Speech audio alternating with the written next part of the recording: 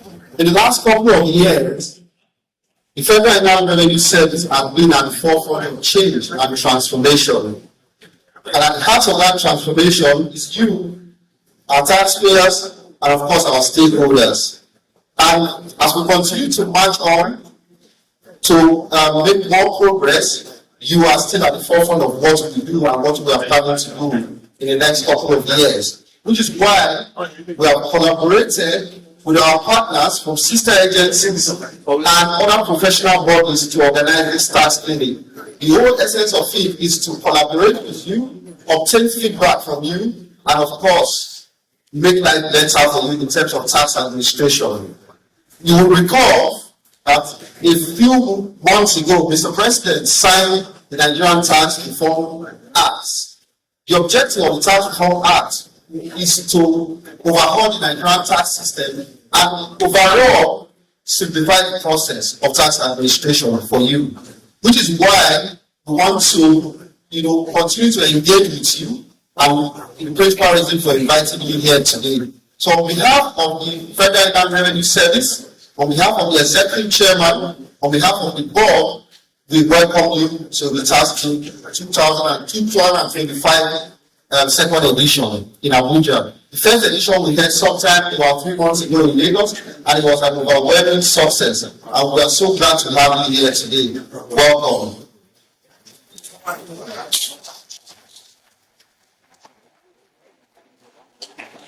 Ladies and gentlemen, shall we all rise for opening prayers, which will be the fourth stanza of the Nigerian National Anthem. Thank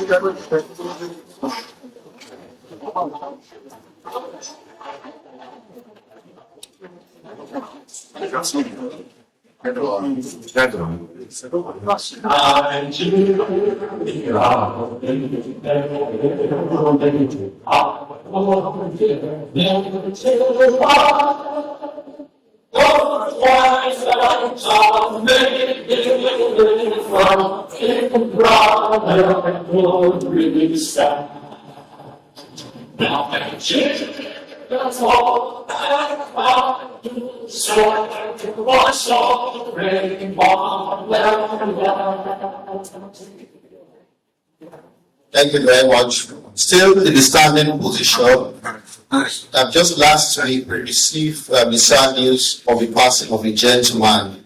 And this gentleman, between the year 1978 and 1992, he served as the chairman of what was then known as the Federal Board of Internal Revenue.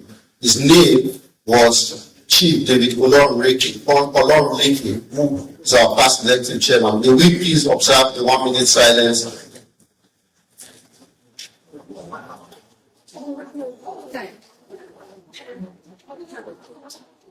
May the soul of the departed rest in perfect peace. Thank you very much. Please take your seats.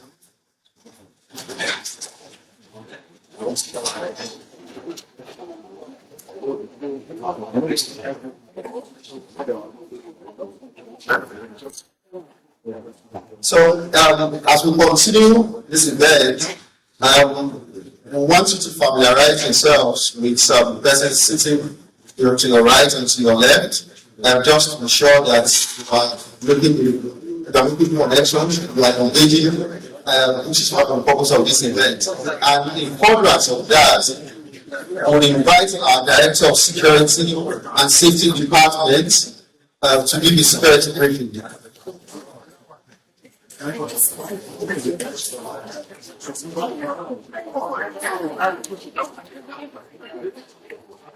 Good morning, everybody.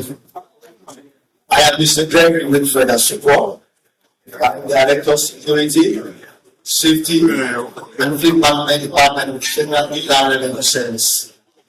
I like what Mr. Frank said when he led by saying that we should look at our left, our right, and our sadness. That is actually a security practice. So when oftentimes people say that they really look at me sitting beside them, always sitting by their side. So it's actually that security behavior or attitude. If you know who is sitting by you, so that in case you can get to go into that, can get to ask resources Thank you very much. This is the Half Central, Nigerian Army Conference Center and suits located here in Asokoro. And if you look at these premises, we take an assessment of these premises. We have multiple entries and exits, but we are restricting the entry and exit for us to have access control into the premises and into the hall. In order to also control who comes in and who goes out. Also, in the planning of this event, what we did was to ensure that we issued design discounts and advance that it is necessary that as you are in these companies, please put on your tax. It will enable us to know who is supposed to have access to this meeting and who is not supposed to have access. Another thing I want to advise is that you not misplace your tax.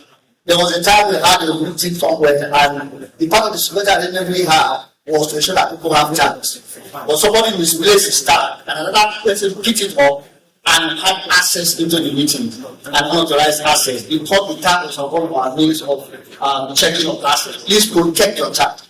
And also, we want to advise that in a gathering like this, where we have so many people, there is a need for you to protect your mobile devices. Please, when you are standing up from your seat, we advise you to take along with your mobile device. If you are to leave your mobile device behind, you can just let your neighbor know or your colleague know that you are stepping out. And that to take a walk or also to do the competencies. Outside the premises, by this wing, by the left, by the right hand side, you have male competencies, and by the right hand side, you have female competencies. You'll be surprised why we have to inform security in this moment. FIRS takes the security of its guests very important.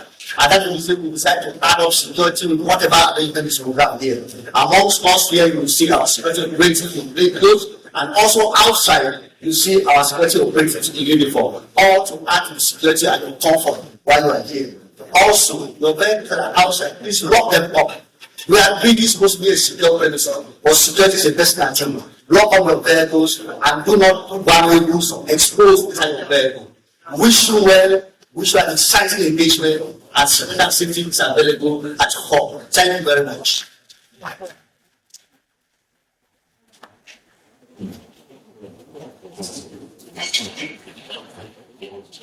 Thank you very much. Security is everybody's business, and let's all be conscious. As we progress, we have a number of our stakeholders present here who have come to support us. We call this a task giving because this is also the solution center. So we will have our partners at the back who will be introduced shortly. And the idea is that we are not just solving tax, providing solutions for tax problems or tax issues. We are also using this forum to interact with other sister agencies that can also be beneficial to business and to tax consultants and our stakeholders in general. Join me please to recognize some of our stakeholders that are present here, amongst whom is the representative of the President of the Institute of Chartered Accountant, Abuja, quickly said something.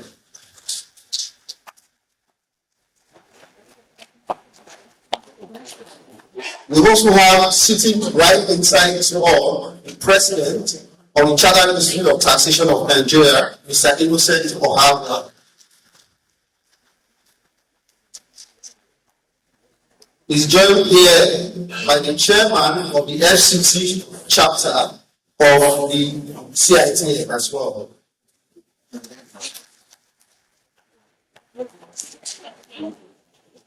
Ladies and gentlemen, the chief host of this event, who is the coordinating director of the Emerging Taxpayers Group, is unavoidably absent here right at the moment. But he will be joining us in the course of the meeting as we have to attend a very important state engagement. But he will be joining us in the course of this event. Please let's receive his directors while he's even in his absence. He has 4 of his directors seated here. Mr. Femi Oyebanji, who is Director of Emerging Taxpayers Lagos.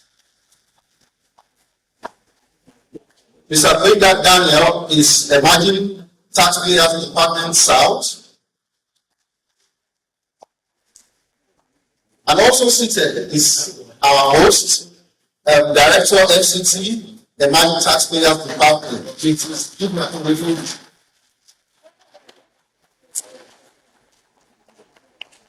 Also seated is Alhaji Abdulhamid Muhazu, who is Director of Law for Supporting us in this event is the representative of the coordinating director of not the Emerging Taxpayers now, of the Special Duties Group, Mr. Ejiga Lawrence. And in due course, we will introduce our speakers for this event. We will now proceed to introduce our partners and stakeholders that have joined us in this to organize this event.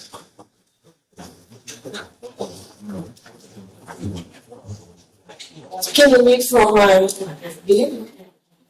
We have collaborative partners here with us. We have help desk meeting somewhere behind. In no particular order, we would like to recognize the presence of the Taxpayer Service Group, the Emerging Taxpayer Service Desk specialists.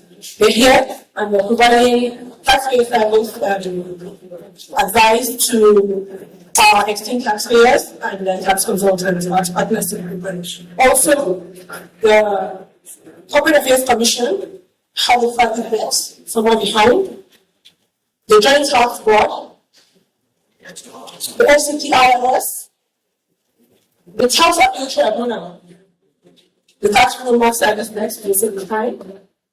We have this National Identity Management Commission. We also have a service desk behind you. If you need any of these services, you can go there. The Nigerian Investment Promotion Council is also here.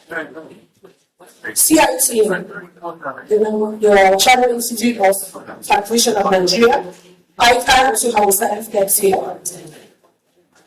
And Association of National Accountants of Nigeria are also here. The Nigerian Bar Association is also here. We have the Nigerian Medical Association providing basic health screening and wellness tips. So if you have any challenge, you can go there and we attend to you.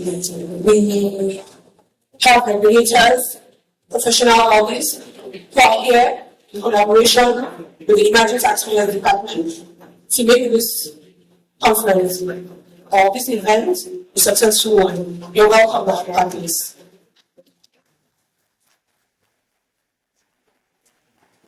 As you can see, FIRS peers, we have the NNA here to look after your health as well. And some representatives of these partners are also here, recognizing the presence of the Director of Incentive Management of the Nigeria Investment Promotion Commission, Ms. Uchenna Okwo.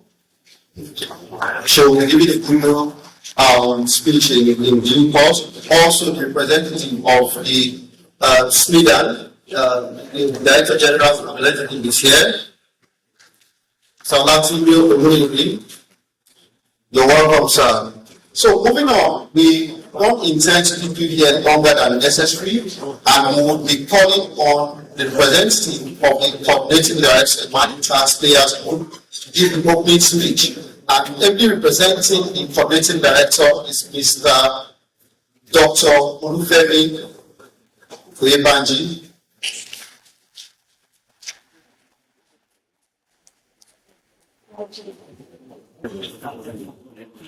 Your Excellencies, good morning, everyone.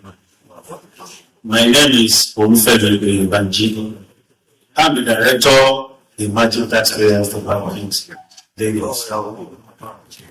My job here this morning is to stand in and deliver the speech of our coordinating director. It is Alhaji Dr. Abba Kabir, who is more affordably absent here, and has promised to be here before we head to these activities against us. So you are all welcome.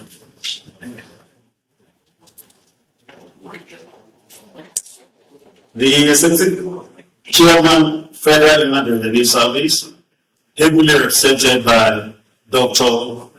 Daniel Olubeyiga, Yes, seated. Well, welcome, sir. The president of the Institute of Chartered Accountants of Nigeria, represented by the vice president and the head Keynote Secretary, you're welcome, ma. The president, Chartered Institute of Taxation of Nigeria, and our OPC and our guy, Mr. Innocent Wahakwa, you are welcome, sir. All the stakeholders here present, our invited guests, the coordinating directors and the representatives, the tax controllers, the heads of functions, our distinguished taxpayers, you are all welcome, ladies and gentlemen.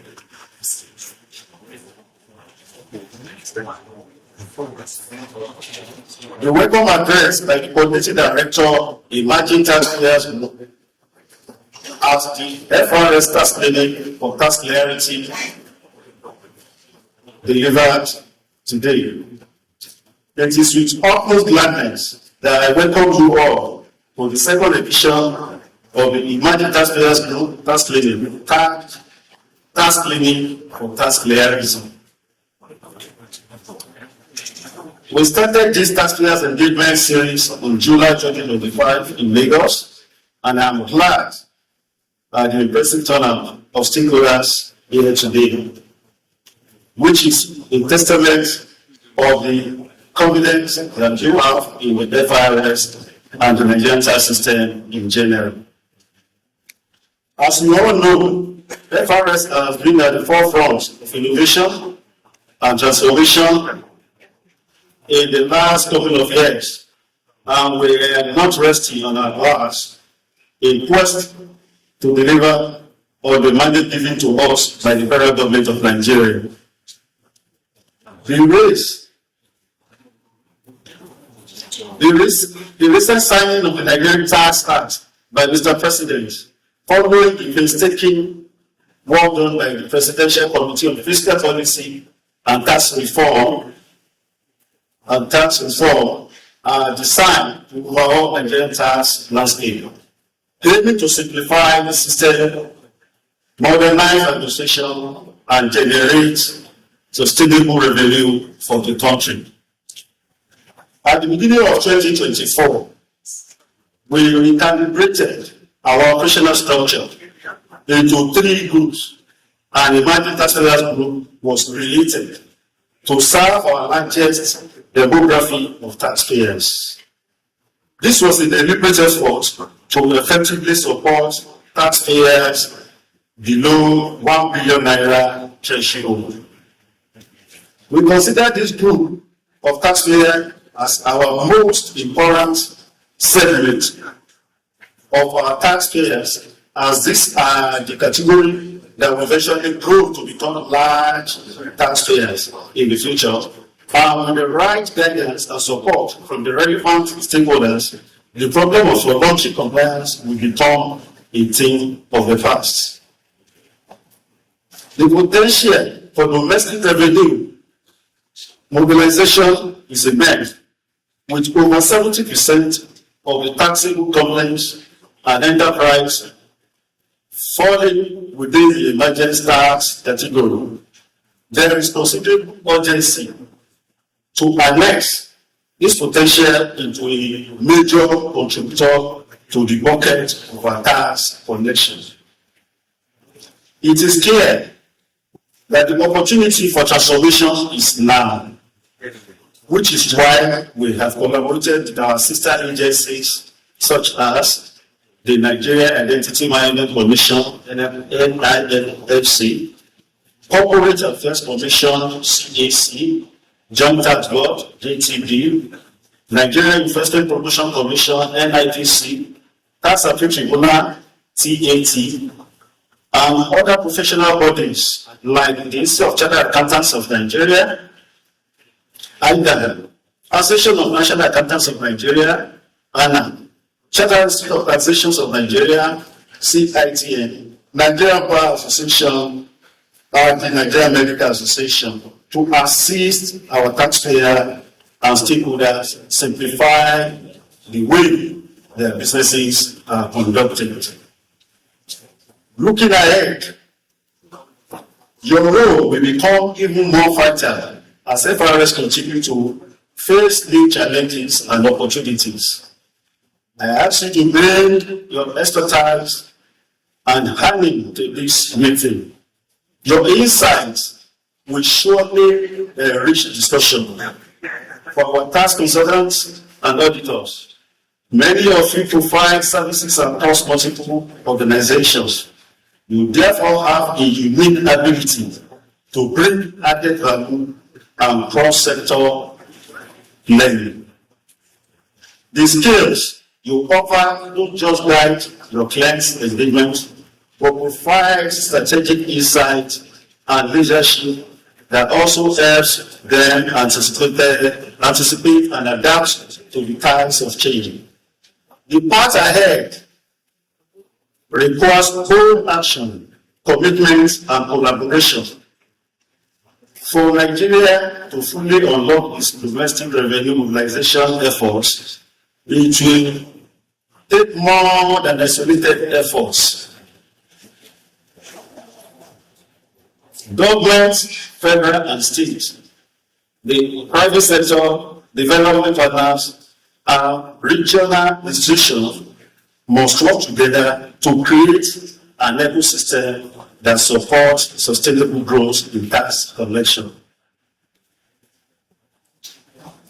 The active participation of all stakeholders are crucial to overcoming the structural challenges we face collectively, and this tax cleaning is crucial for catalyzing that change we all want to see. At this junction, I should express our profound gratitude to our resource persons for not only accepting our invitation, but for finding time to be with us. Expectedly, they will keep us fully engaged to facilitate lasting change and drive key learning objectives. In conclusion, I want to thank you all once again for being here. Your support, participation, and enthusiasm are what makes FIRS strong and vibrant. Let's make the most of this opportunity to connect and learn together. We shall leave no stone unturned in keeping to our promise to deliver true customer-centric service to you all. Thank you for listening. Signed, Aaron. Now, before I go take my seat, tax cleaning for tax clarity is one of our flagship engagement channel offered to our overwhelming taxpayers. And the reason why we invited the taxpayers and other sister agencies to come together to brainstorm and offer solutions to various challenges we might have been experiencing in our various locations or organizations. It is an opportunity to have a direct interaction with FIRS, and it is equally an opportunity for every one of you seated here to offer solutions that you think will take the realization of tax in the country to the level we already said. And as we listen, I encourage each and every one of us to participate actively in the discussion of today, so that at the end of the day, it will be good for all of us, be good for our country as a whole. Thank you.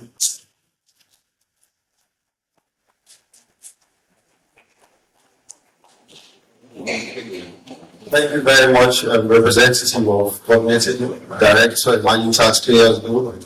Thank you for a very good speech.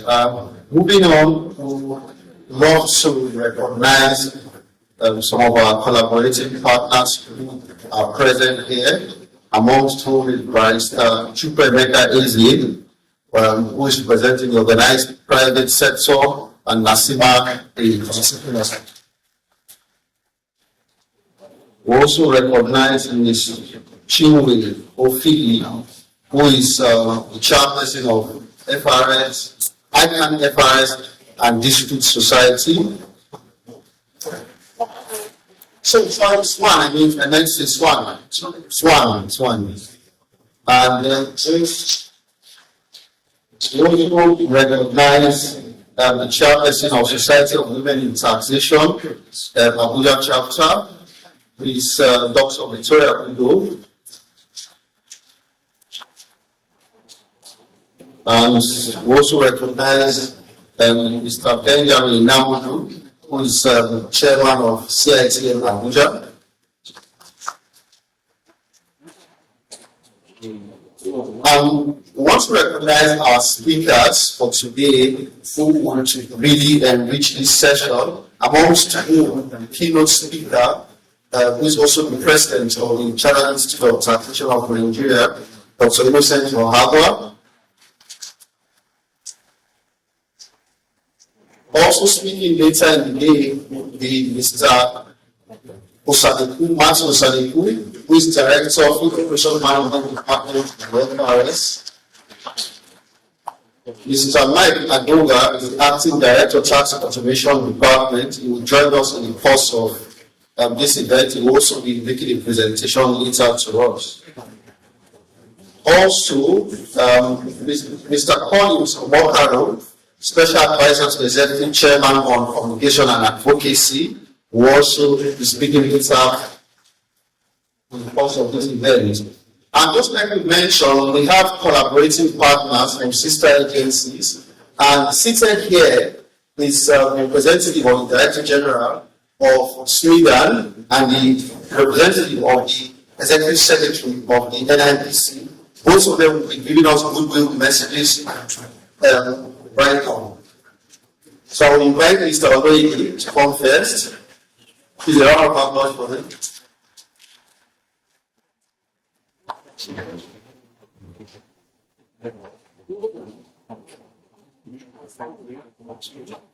Good morning, distinguished ladies and gentlemen.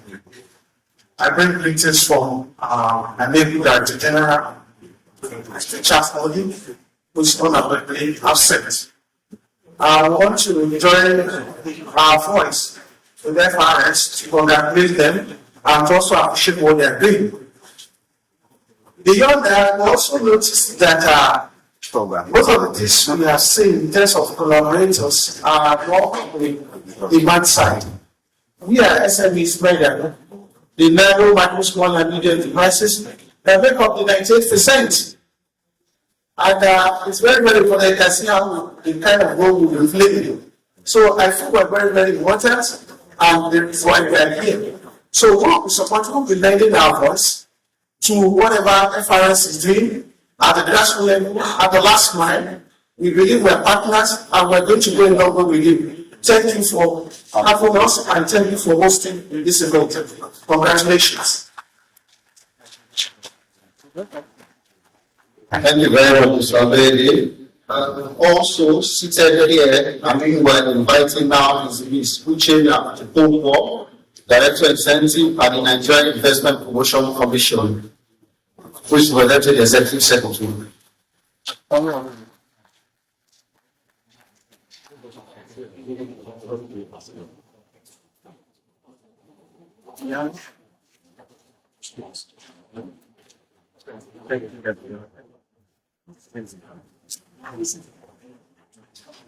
Good morning, esteemed participants.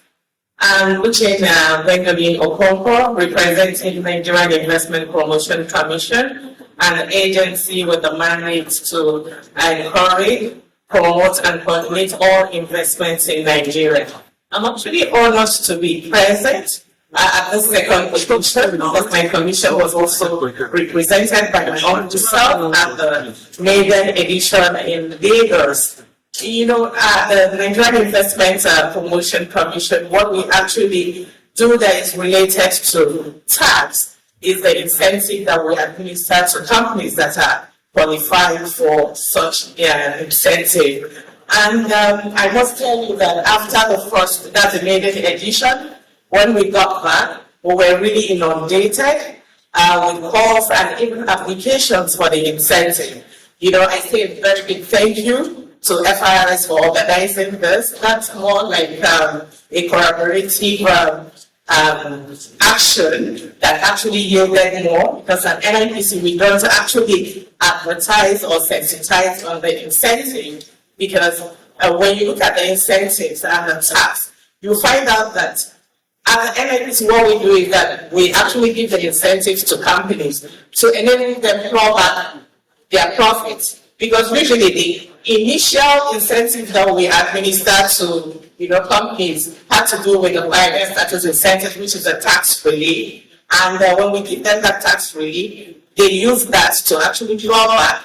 They get bigger by way of expansion. It could be backward integration or whatever sort of, or diversify to a different activity. And you find out that over the period of the tax incentive period, you find out that they now gain more profit, and they would have expanded to pay more tax to FIRS. So that's the collaboration, and I say a big well done to NRS. Oh, I'm coming in NRS, but you're still FIRS. All right, I say a very big thank you, and we hope to collaborate more with you. And the PSI will now be transiting to the EDI, which we're already working with, collaborating with the FIRS to ensure that there's a seamless transition, so that companies that will be, should I say, the EDI, that Economic Development Incentive, I tell you, is more encompassing and enriched. So most companies that will be benefiting at the end of the day will be very happy about the NCA 2025, because it has taken industrialization to the next level by the time you finish with that. Thank you.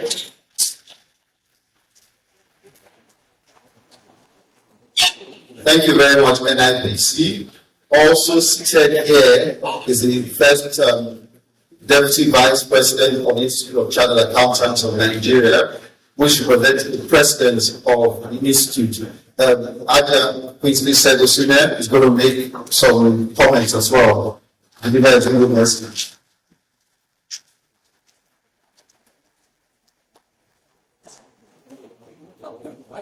In fact, particularly biased because she's one of us.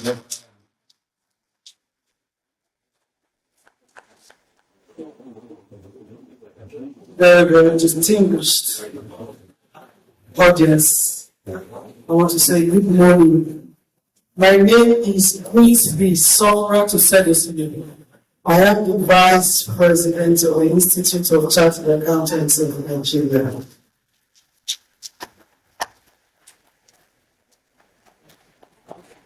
I bring you very, very warm greetings from the Institute of Chartered Accountants of Nigeria. We were established by an Act of Parliament in 1965, so in September 1965. So we just turned 16 years on.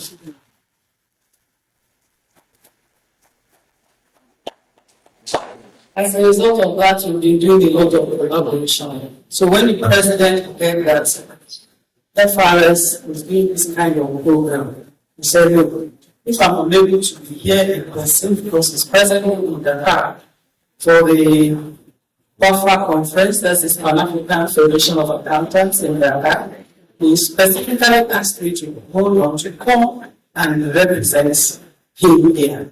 So indeed, this class of audience is a special class because without the FIRS, the country moves. You know what will happen now?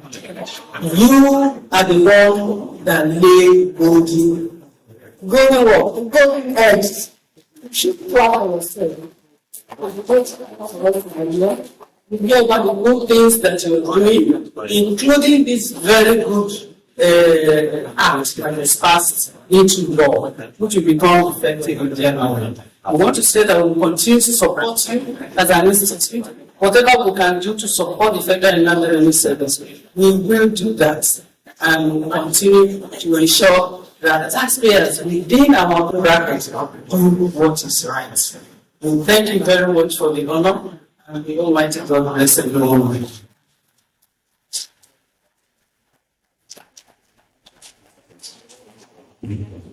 Thank you very much, Mark.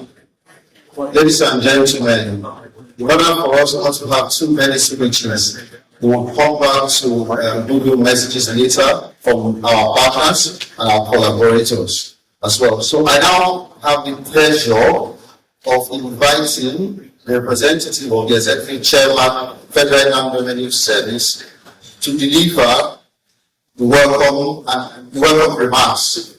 His name is Mr. Oh, sorry, Dr.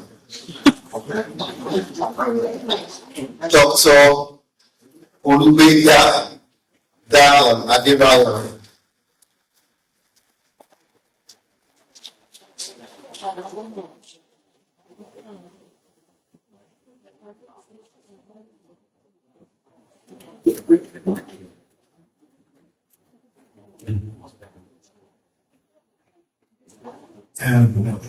Good morning, everyone. Good morning, everyone. I'm delighted to be here to stand in the midst of this auspicious audience to bring the welcome address or welcome remark by the Executive Chairman of Federal Inland Revenue Service, Dr. Adedeji, who can be here because of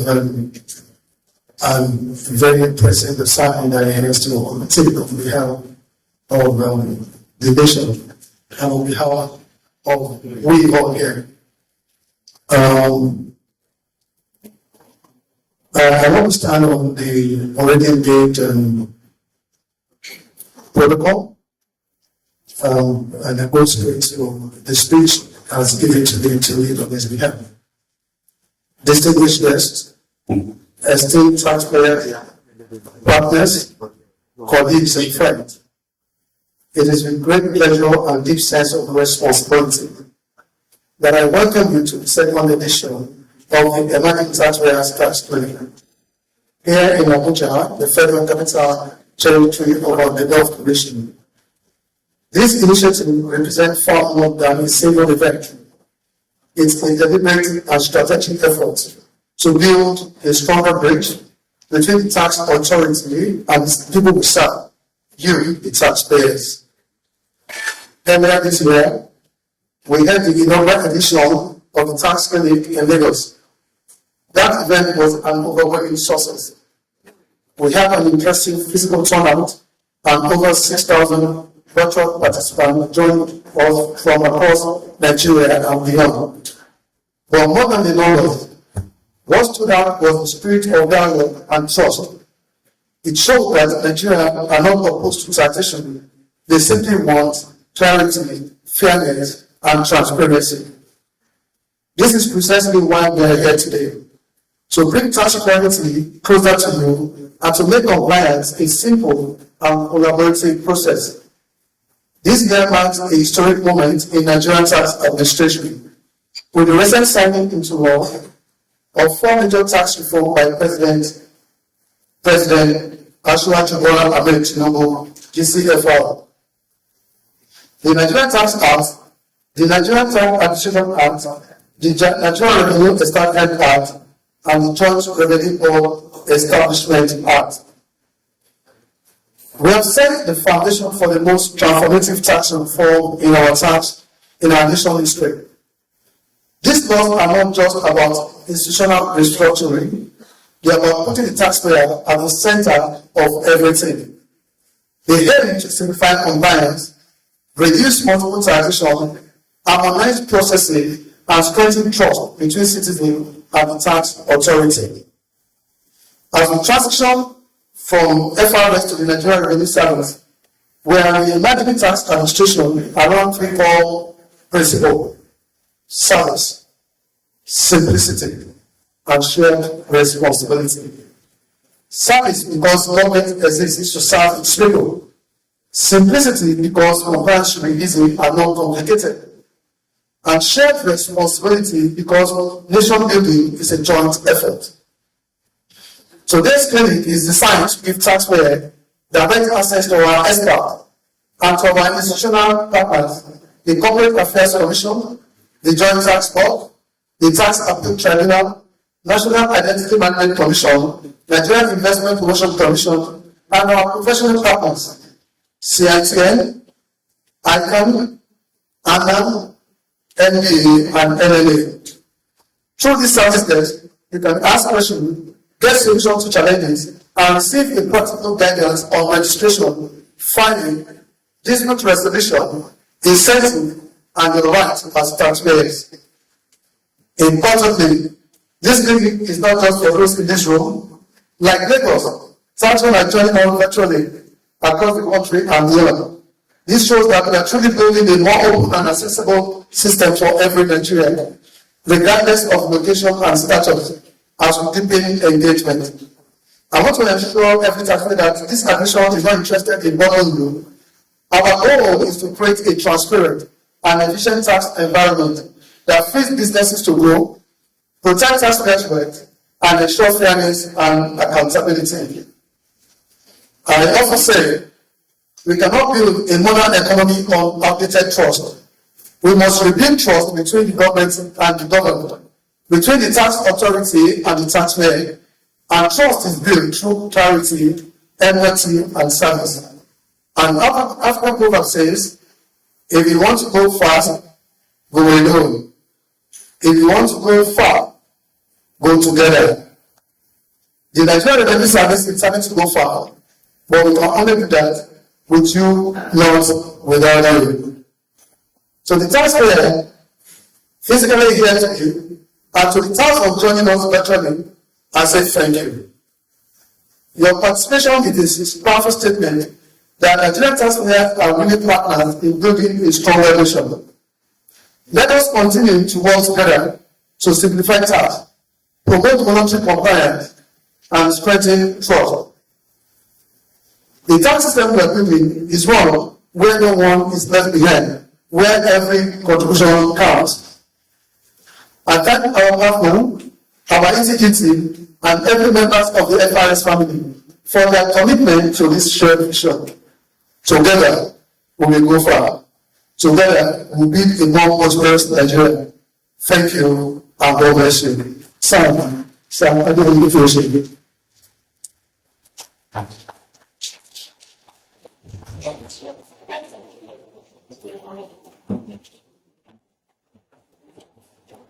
Moving forward, before we move forward, we appreciate the Executive Chairman and PDT for another round of applause. I would also like to appreciate the sound, the notice my right, safety, to provide support. Thank you very much. So, I would like to invite at this point our keynote speaker, who will give us a keynote address in person of Mr. Innocent Wahab, the President, Chartered Institute of Taxation of Nigeria. He will be speaking on the topic, voluntary tax compliance, a drive for pollution and growth. Round of applause, please. Thank you very much.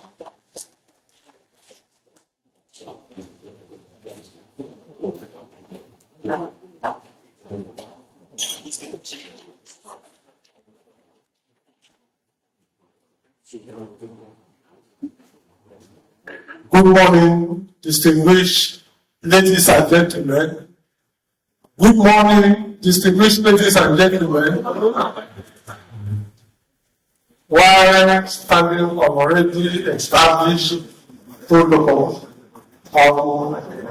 however, wish to appreciate the Executive Chairman of Federal Revenue Service, ably represented, the coordinating directors of the service and the directors, the representative of agencies, professional institutes, distinguished taxpayers, ladies and gentlemen.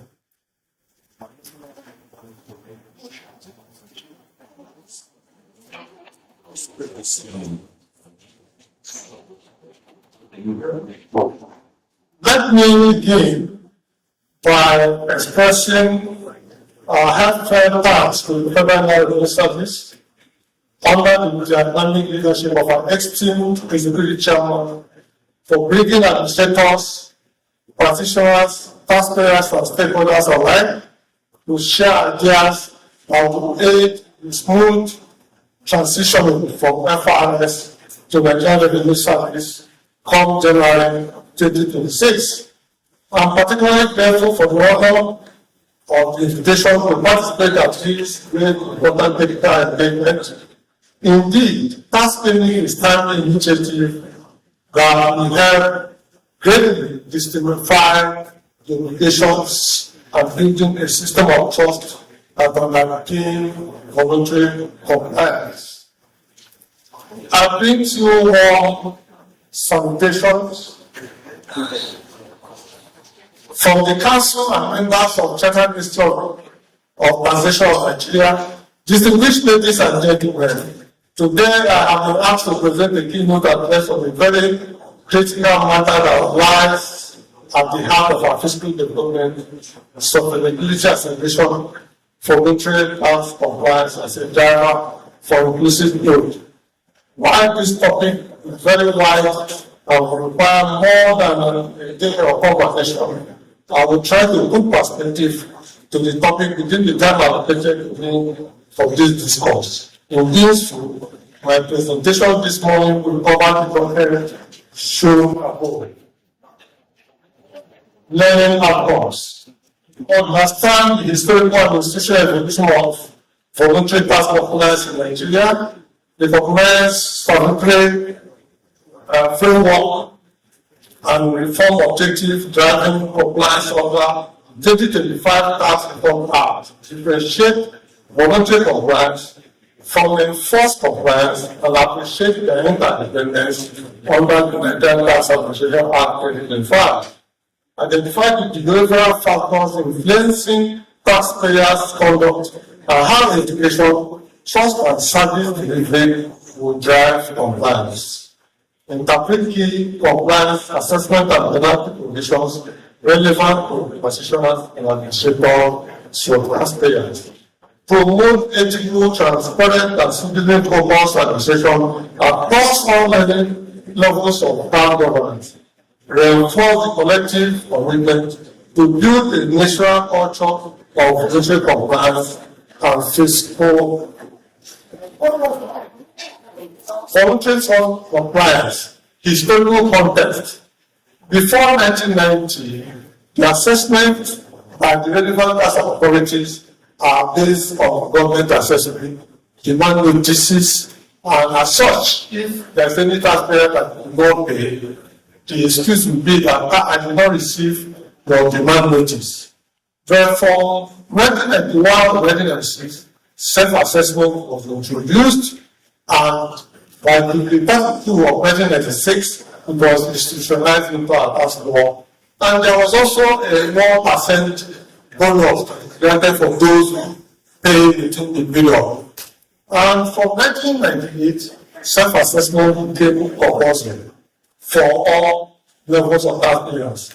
From 1998 to 2011, there are self-assessment procedures to promote transparency and reduce dispute. Threshold for before 1998 was anything above 1 million. But from 1998 onwards, it became compulsory. From 2019, minimum 25 million turnover was established for those who operate below them are not required to pay tax. This is also to encourage many taxpayers to comply.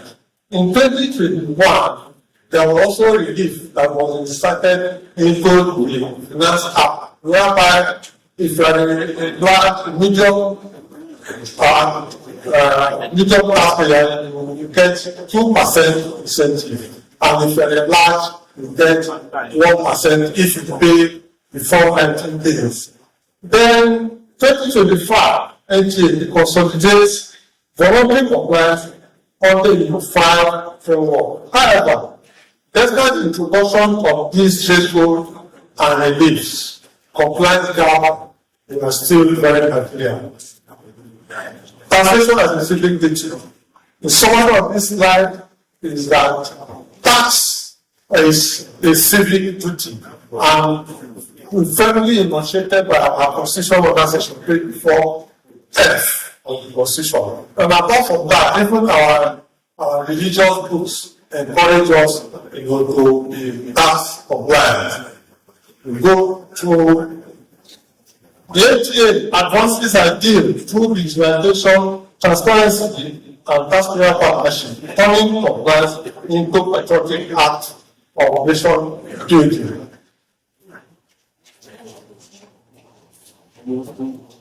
Understanding components of tax compliance. Tax compliance encompasses registration, filing, payment, and reporting of tax obligations in accordance with the law. We have two major categories. We have voluntary tax compliance and we have enforced tax compliance. When taxpayers willingly, accurately, and promptly declare income, file returns, and pay taxes without enforcement, on or before the due date of their filing requirements, we call it voluntary compliance.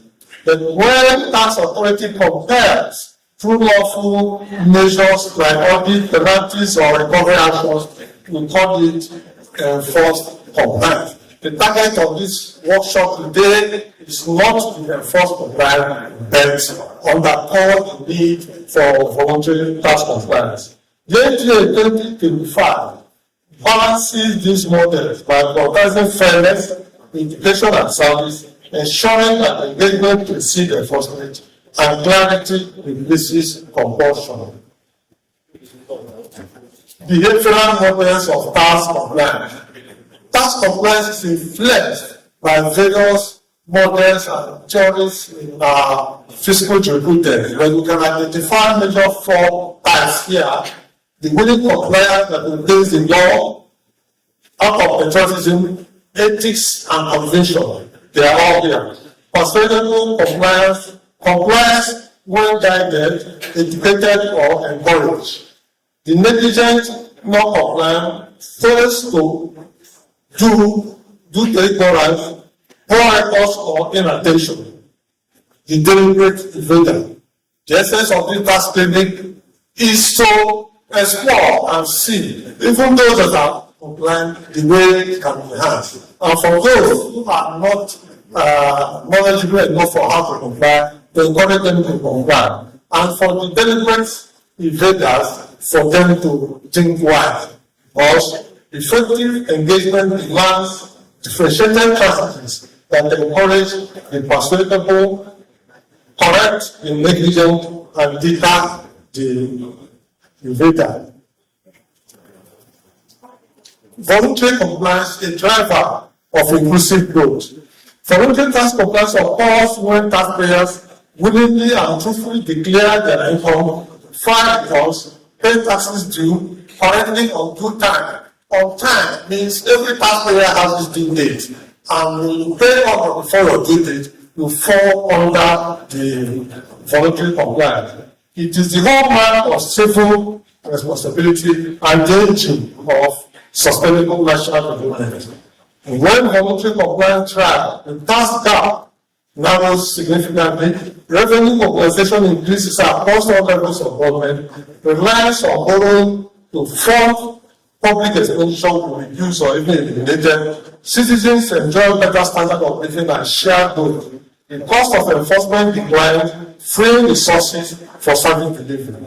Taxpayers benefit from incentives, reliefs, and credit embedded in the Reform Act. If you are not compliant, you cannot access all the numerous benefits that are in this new reform. Risk and penalties are reduced through proactive compliance. The tax to GDP ratio will improve, promoting sustainable economic growth. Above all, trust deepens, strengthening accountability in governance. Nigeria's new tax framework, building compliance through reform. The 2025 annual reform presents a comprehensive restructuring of Nigerian fiscal architecture anchored on 4 task laws. Those 4 task laws are known to all. Embedded in those 4 task laws is compliance. Once compliance is sure, the 4 task laws are reduced, to barely development incentives, standard of living, and the economic development of the country. If you look at ATA 2025 provisions 1 to 31, it unified the tax administration numbers for all taxpayers, digital self-assessment and filing system, mandatory disclosure of taxpayer arrangement and taxpayers, record keeping obligations, and administrative fairness. The reform positions and compliance as a service built on technology, transparency, and trust. Strengthening voluntary tax compliance through taxpayers' trust. There's a lot of mistrust, among the taxpayers and government. However, this FIRS tasking for taxpayers embodying these values by fostering education-led compliance. It provides direction on new tax laws and processes, offers support to taxpayers seeking guidance, creates a platform, a safe platform for dialogue and feedback, and demonstrate government commitment to transparency and service-driven administration. This initiative transforms compliance environment, empowering taxpayers while reinforcing institutional accountability. Upholding taxpayers' rights and access to the church. The NTA 2025 guarantees taxpayers' rights to fairness, assistance, and confidentiality and redress. Taxpayers' rights includes, among many others, right to information and education, which we are currently doing, right to professional service and confidentiality, right to object, appeal, and seek redress, right to reform of fair and fair treatment. Available redress mechanisms include internal review and resolution within the relevant tax authorities, including administrative tribunals for independent education, tax ombudsman that will offer free services to the taxpayers at government cost, judicial recourse, ensuring due process and constitutional protection. These mechanisms ensure justice, transparency, key pillars for restoring public trust in taxation. Accountability, sanctions and enforcement. Section 137 of the NTA 2025 established a balanced regime of administrative and criminal penalties. Administrative penalties include late filing, failure to register, incorrect returns, destruction, obstruction of tax officers, failure to obtain tax ID, among others. Civil sanctions, fines, interest on unpaid taxes, fraud declaration, improper record maintenance. Criminal offenses, fraudulent evasion, falsification of records, aiding or abetting non-compliance, what in the EFCC balance will call it dedicated crimes and offenses. Corporate and petroleum offenses, breach of institutional remittance obligation, and fiscal misconduct and this structure enforces accountability while upholding fairness, ensuring that penalties deter non-compliance, that to do not discourage honest participation. Professional stewardship, sustaining compliance through ethical practice. The NTA 2025 Section 53 mandates that only accredited tax agents may prepare or file returns on behalf of taxpayers.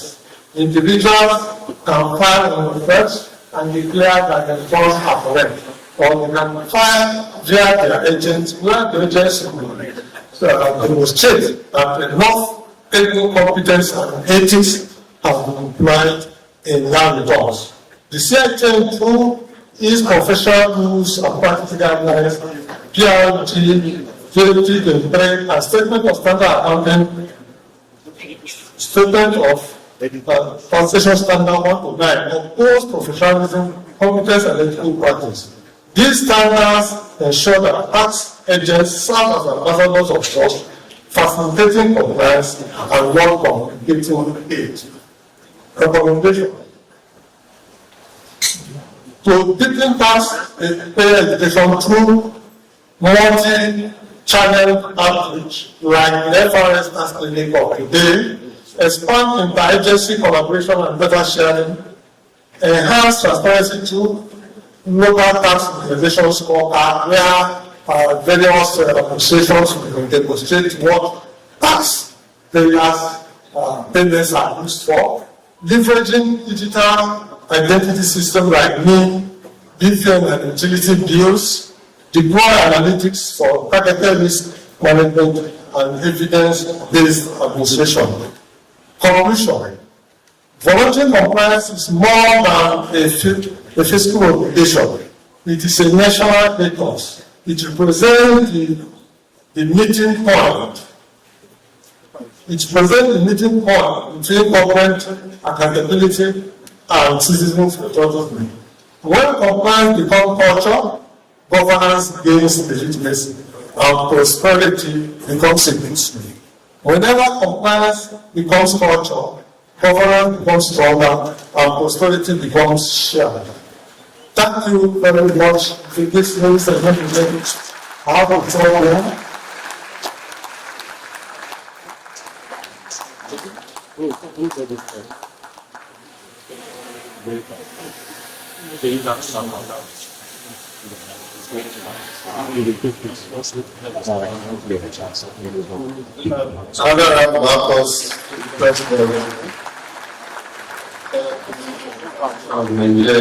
Thank you very much, sir. So I know, so a couple of people have asked me, given me some questions and asked questions to me. A couple of people have also indicated interest to ask them questions related to the presentation or outside the presentation. Please just write down the questions, keep them. There will be time for questions and answers as depending on your.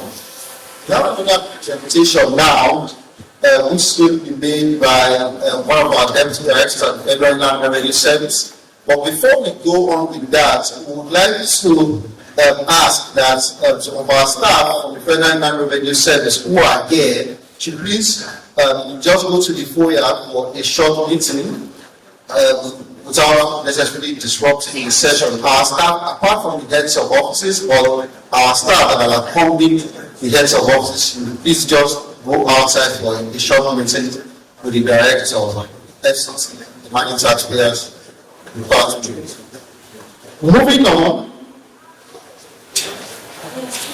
we have our next presentation coming up now, which is titled Understanding Nigeria's New Tax Laws, Key Highlights, Implications, and Opportunities for Emerging Taxpayers for our stakeholders like you.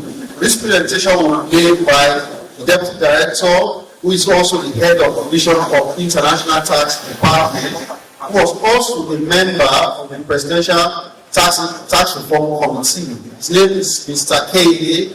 Kagishomo.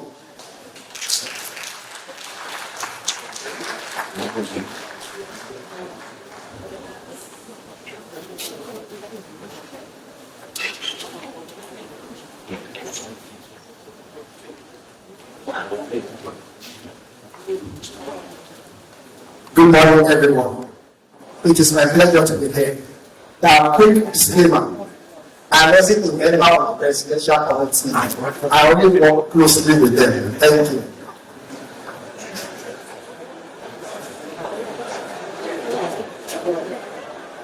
Yes, when I did different. All protocol observed, but while observing all protocols, I really want to appreciate one person in our midst. If you see any good tax officer today, that person was a country of that person, and no other person that actually has sense. Please let me say this. Let's celebrate. A the good tax official himself and group so many of us really appreciate what you have done in the service, what you did in the service. So my directors, my bosses, and it's my pleasure to be here. Thank you so much. And the organizers, thank you for inviting me. I will be looking at this company on Hispanic middle class blocks, and I'm going to have very limited time. So if I'm talking too much, please, the organizer, come around. In fact, when I have 20 minutes left, remind me that I have just 20 minutes left.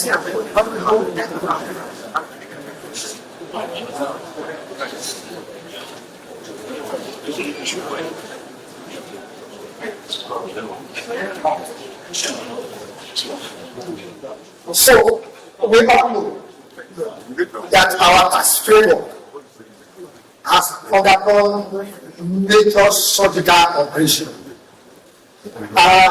We are coming from a time when we have so many laws that are archaic.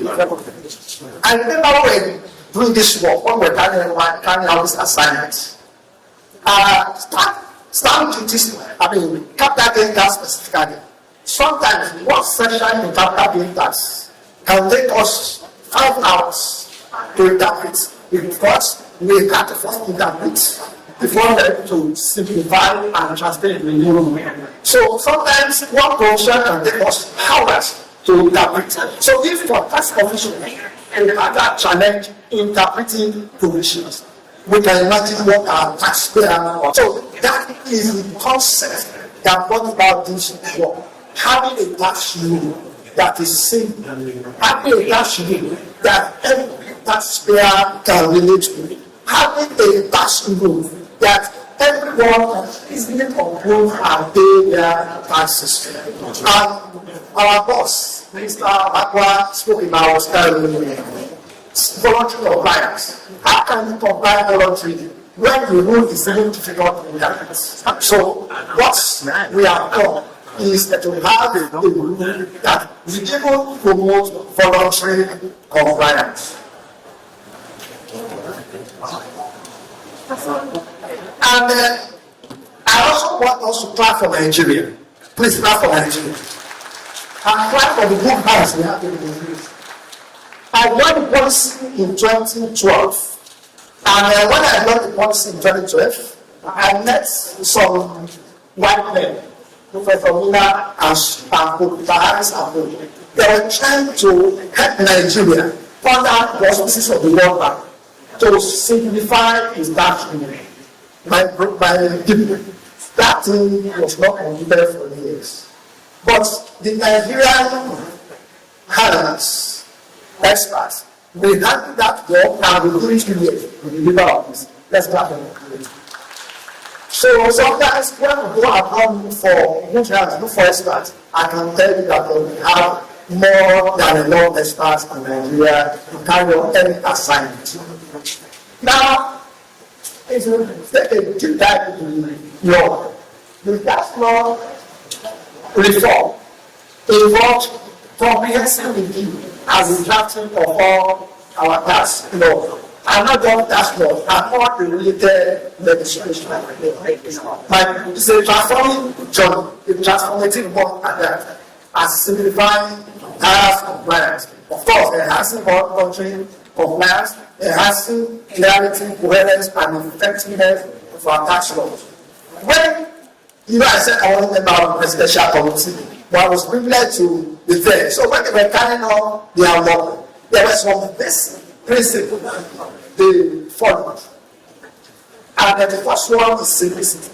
This said we want to have a tax law that is simple in rule, simple in interpretation, simple in text. And at the end of the day, we have a root deal. In fact, I was discussing yesterday, and I said, even if you don't have information sample, the tax law we have now, people can take it and implement. So, yes, information sample has to come, but we have a rule now that doesn't even need information sample before we can implement. Then, another thing, guiding principle was harmonization of the tax laws. We presently have more than 30 tax-related laws. And now, after this reform, we have just 4 tax laws. Then we have one of the guiding principles is to ensure neutrality of tax. And when we are talking of neutrality of tax, we are talking of export neutrality, we are talking of import neutrality, and we are talking of neutrality between the taxpayers in Nigeria. So, and that explains the reform that has happened in the free trade zone, so that we have a law that allows neutrality between those that are in the free trade zone and those that are not. And those that are in the incentive regime, which is a priority sector, and those that are not.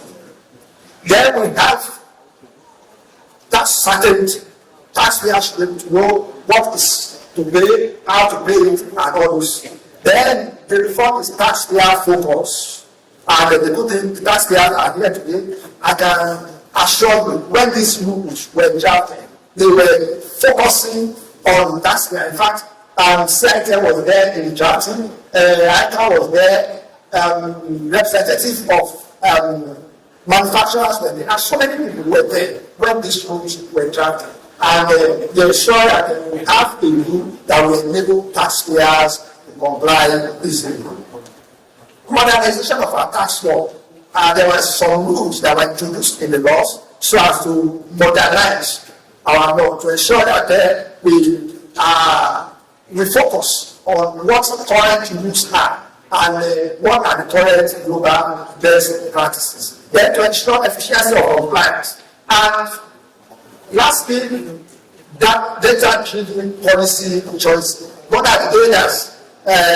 Some people will just sit and they look at what rate should we apply, what should we be there, 220, 250. In fact, when these rules were drafted, they were drafted with data gathering, data analysis, and in putting those policies, those data into the policy choices that we're making. Now, the reform gave birth to 4 laws. 4 laws. But I can tell you, yes, we have 4 laws that are tax laws, but the reform, to my best knowledge, has not stopped with the 4 laws. The reform will also include some area of amendment to the Constitution. The amendment will also involve some amendment to even the national tax policy document. For instance, if we don't amend the law, people are talking about there's no multiplicity of taxes. You only have few taxes. Single-digit taxes. But I can tell you, if there's no reform to the Constitution, that 9 taxes or single-digit taxes will be in my range, because a local government can simply come to me and in tax. A state can wake up today and that is that. So there has to be something to compare them, not to indiscriminately introduce new taxes. So the reform still continues to the best of my knowledge, and the continuation will be the release of amendment to the Constitution and the release of amendment to the National Tax Policy document. Now, the focus, which is the focus of today, we have the Nigeria Tax Act 2025, which is divided into 204 sections, 13 schedules, 9 chapters.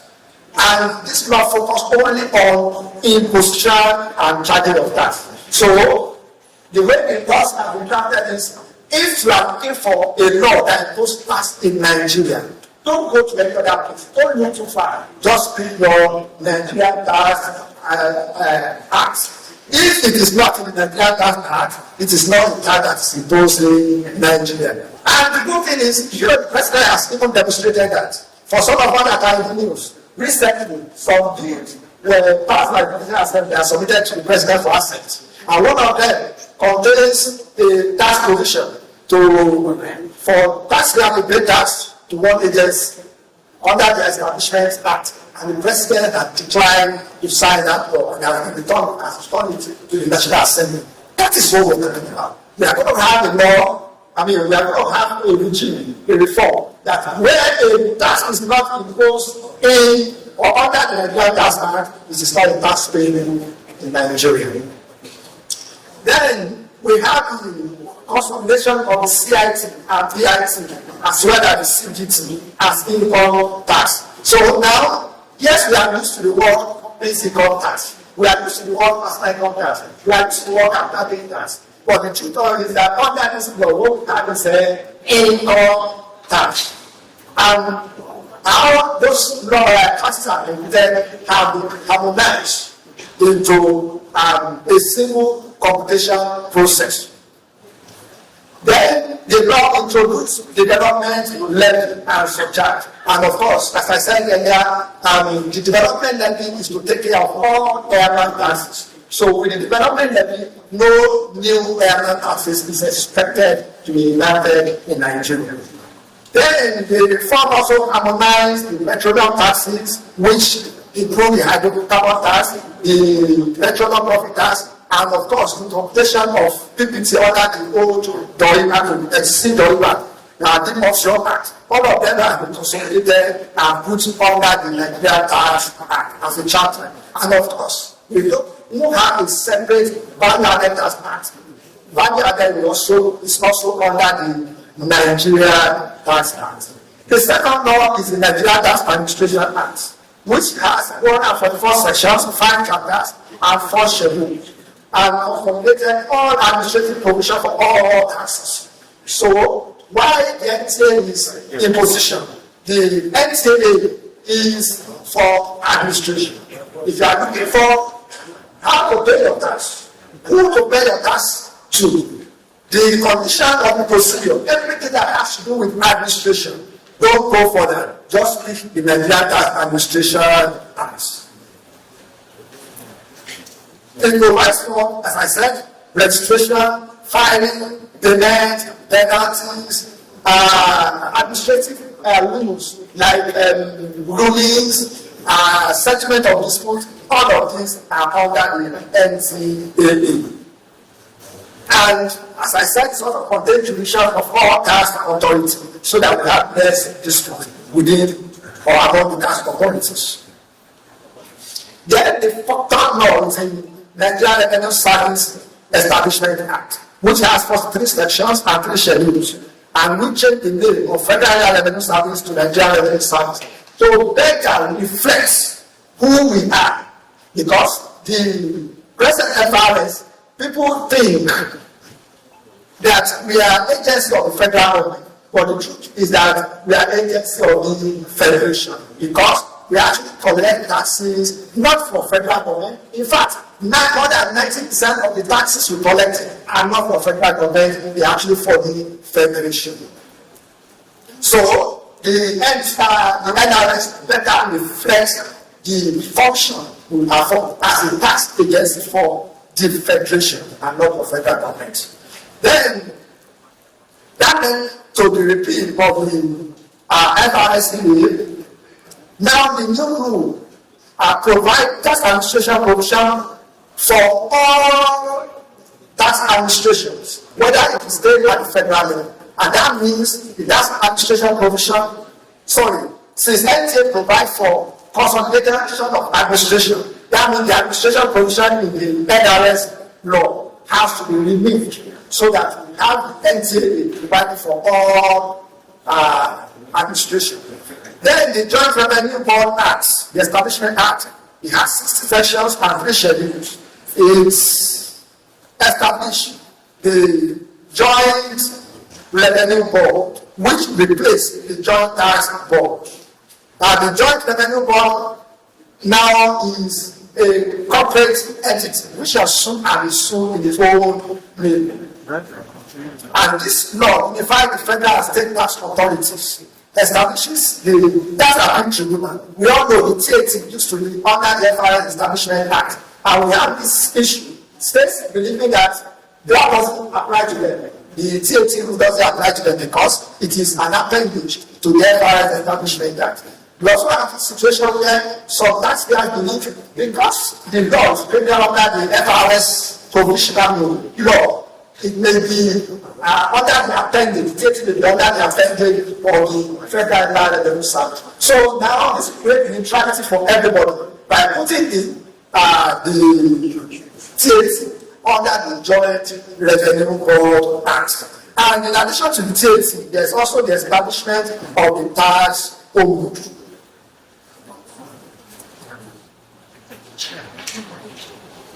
What are the key changes? Some of the key changes before I go to a few details.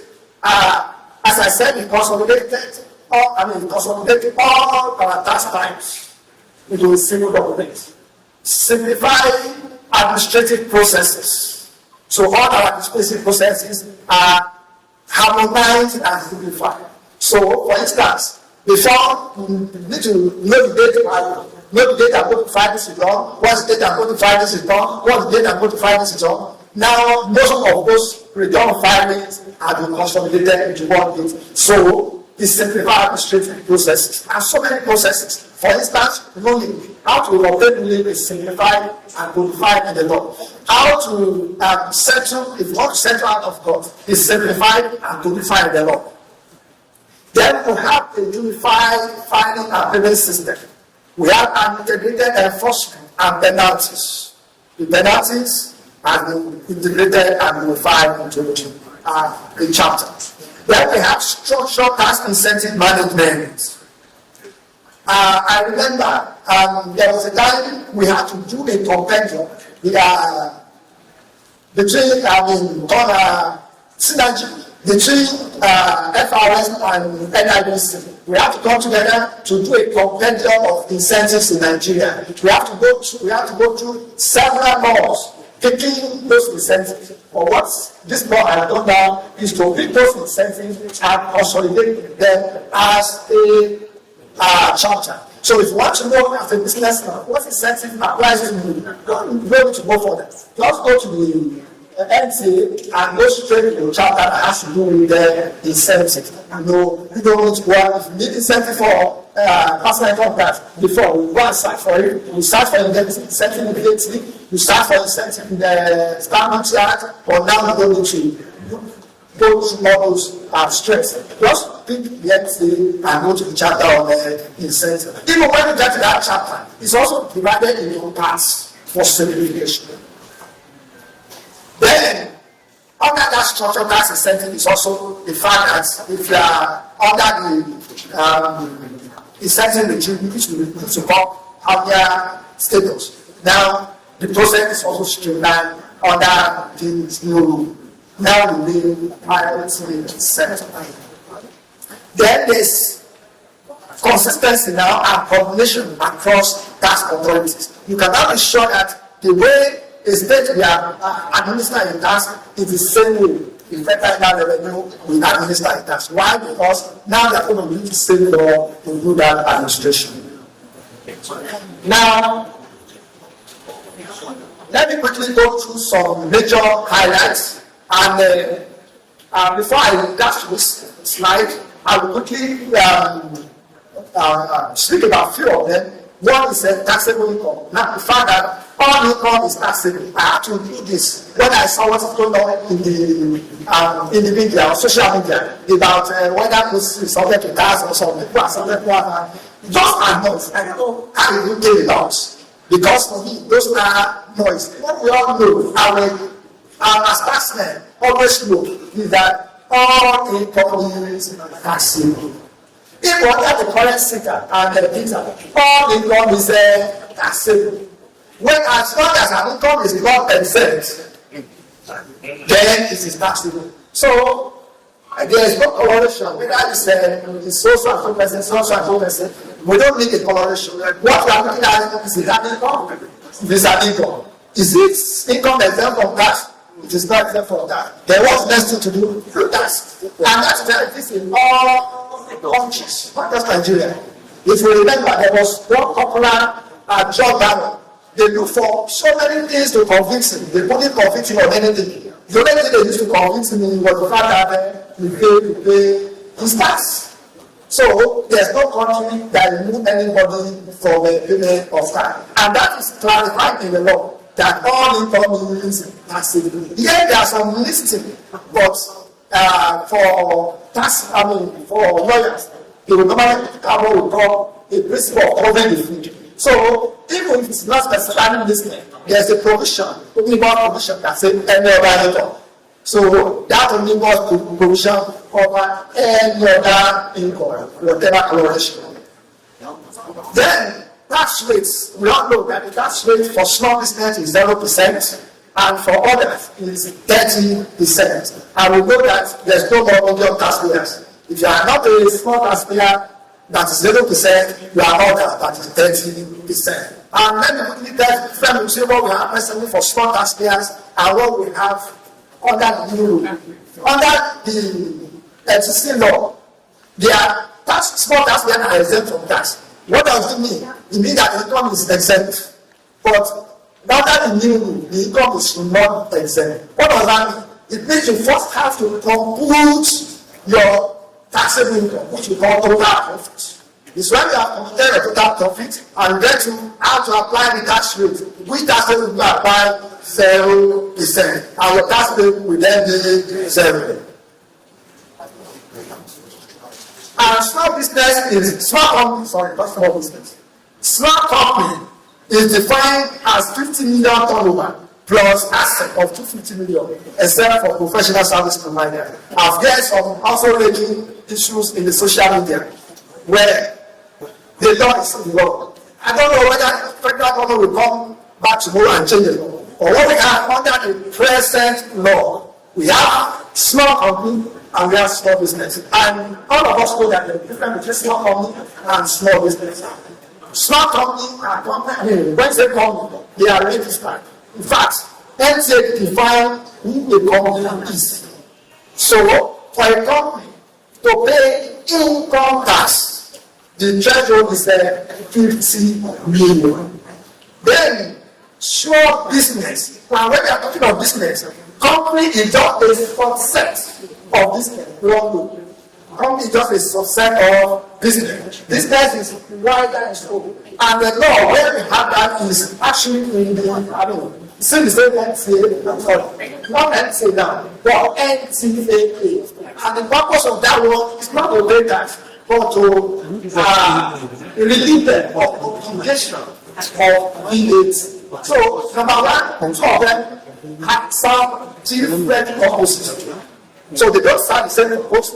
The second issue is they are not in the same law and their definitions are different.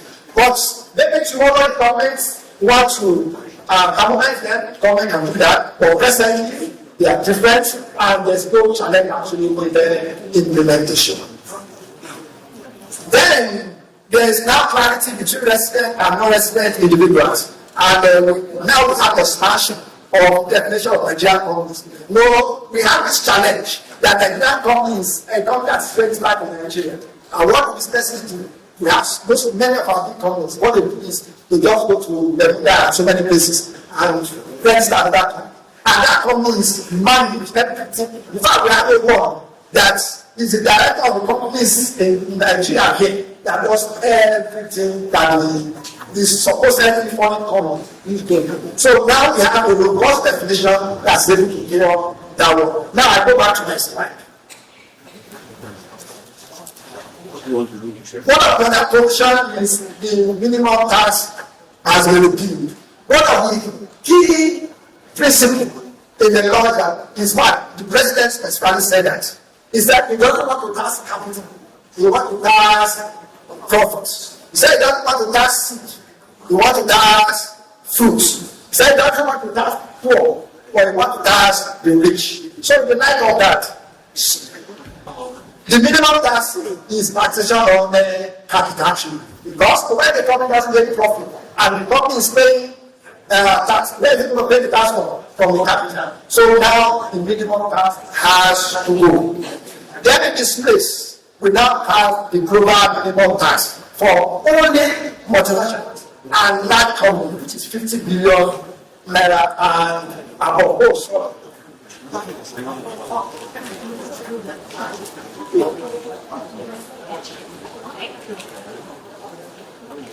Instead of going back, it's going forward.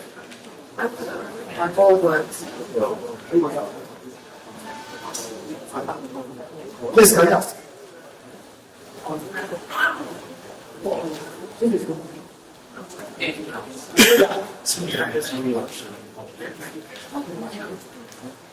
All right. So, as I was saying, we have the minimum tax as the in this place. We have total minimum tax for only multinationals by very large ones, and this particular large one is 50 billion and above turnover. It is introduced, we said, one of the guiding principles is we want to modernize and we want to focus on global best practice. So it's done in line with OECD Latin rules, but I quickly need to clarify. We are not implementing the rules actually. Because for some of us have read the rules, it's a very complex rule. But as I said, we have the best experts in Nigeria. What did the experts in Nigeria do? They just put this expansive law and just simplify it into just simple rule. So we have that rule that's implemented pattern like the OECD Latin rules, but not the same thing as the OECD rule. It applies only on profits. So let's take note. The new minimum tax applies only on profits. And it will not apply to small or medium size. In fact, there's no medium size company, but it will not apply to, if you are not up to 50 billion turnover, and you are not a member of multinational group of 750 million euro turnover, it will not apply to you. Then we have capital gains tax has been taken out. So now we don't have capital gains tax in the law. However, gain is still taxable. So how is gain taxable now? Gains from the disposal of assets have been included to income tax. And so when you are computing your income tax, that is your total profit now, before you get your total profit, you must have brought in your gain. So when you are, let's talk about accessible profit from all sources. So you are accessible profit from all sources now will include your gains. The good thing is that if you don't have gain and you have loss, your loss now will be done. As long as they are the same change for business, they can be net off against each other. There is no separate tax or rate in respect of capital gains. I read something as it seems or saying gains is 10%. There's no special tax on gains. Everything now is income. And it's subject to that under the income tax. And there's a loss, it can be removed from income. And what that means is that if you are a small business, if your business is a small business, because small business pays 0%, that means your gain is included in your income and it is subject to tax at 0%. So that's the form for a small business that used to pay gains at 10%. Then we have the development levy, as I said, I consider the airline taxes, the sharing rates. I think we know the sharing rates for our businesses. This government that need the sharing rates.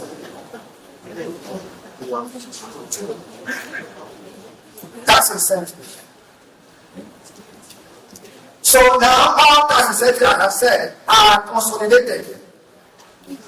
They are brought in from all the laws and consolidated under the Nigerian tax bill, Nigerian tax act, as a single chapter and divided into parts.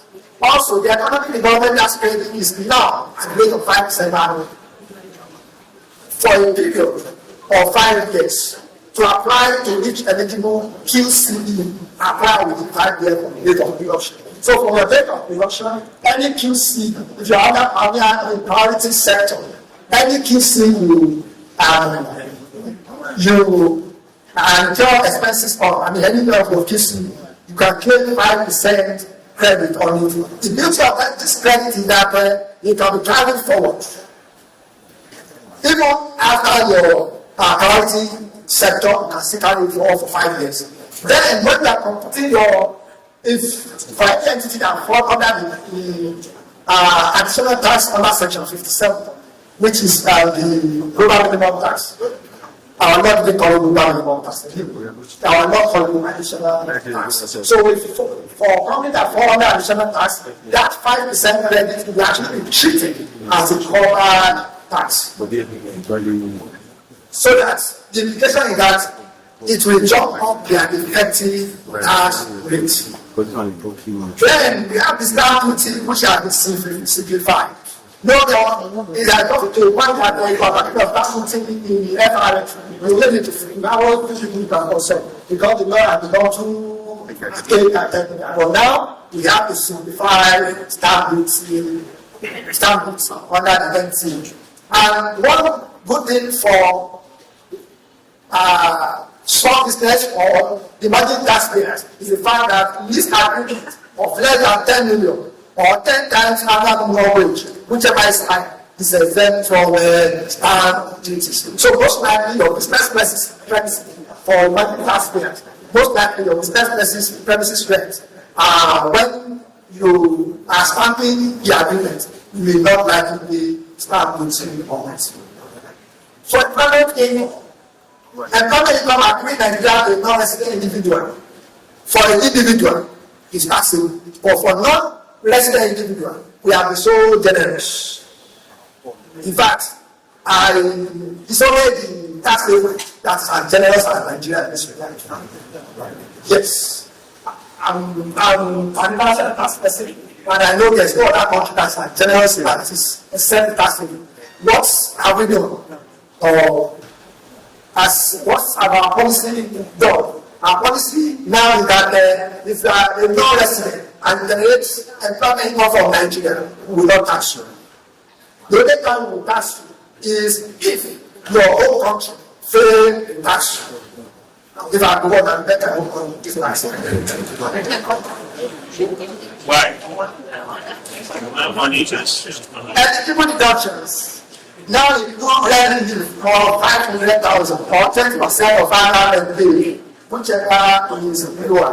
And for those that have their own houses and they took loan in building their own house, the deduction of interest for owner occupier, there's deduction of interest for owner occupier house. So for some of us that took national housing fund loan to get our houses, the interest payment now is tax deduction.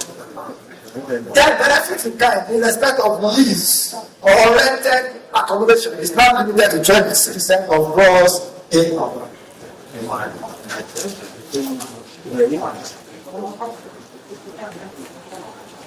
Oh, I have 5 minutes. You forgot to get when I have 20 minutes left. So there is consolidation of allowance or gross income. That program has been created. What we used to know as consolidated relief and relieving. But that's where almost anything is what they have done is to take away the complexity. How come you want tax to pay? Take out the complexity. Just go straight and get them to pay what you want them to pay. Instead of having to difficult, tedious computation. Commencement and change the accounting days simplified. Commencement rule now is we don't need to do anything on commencement rule. In fact, if not that you already know the commencement rule, I don't even have mentioned here. Because there's nothing commencement rule, there's no commencement rule any longer. When you start your business now, I think of business. When the only time you think of tax is when you produce your first account. So because now we use PYP, so when you produce your first account, then the following, the year of assessment following is your year of assessment. So, for instance, if I start my business in 2025, but do not have my account, my first account, until 2026, then my year of assessment will be 2027. No, it's not 2026. Let's see the difference. If I start my business 2025, I produce my account 2026. Using my year of assessment will be 2027. Very simple. No, there is no month, there is no correlation. Now,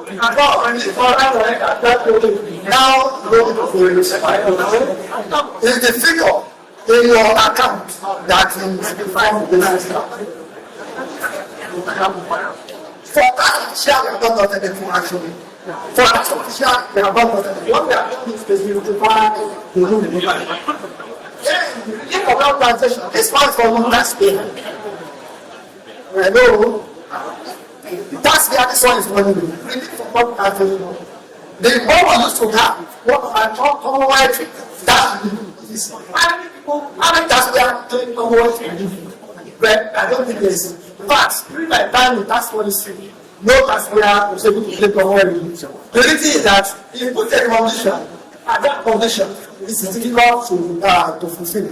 So that's our tax relief is done. But what we have is what will benefit all taxpayers. That is lateral relief for government taxation. What this means is that if you earn an income, don't forget, we practice worldwide taxation in Nigeria. You earn an income that is subject to tax in another country and also subject to tax in Nigeria. The new law says that income, that tax you are paid abroad, will be relieved in Nigeria. You are spread. As long as you are filing returns, you are computer tax, and that income is part of your tax computation. So, what is it that you need to have a GT before you pay a relief for double taxation? Matters have been simplified. In fact, this is one of the things government has done for taxpayers. Before, when you are talking about matter, you need to first write to my boss here.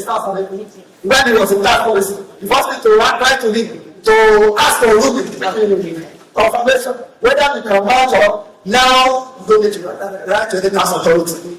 You don't need to notify, not approval. So when you are doing your merger now, you just do your merger and notify the tax authority that you have match. And when you are matching, the good thing, if it's a merger, and you do that merger and divide, see what you are able to get. You can carry over all unlimited losses. You can carry over all unclaimed capital allowance. You can carry over your withholding tax credits. But don't forget, your capital allowance will be actually remaining useful life.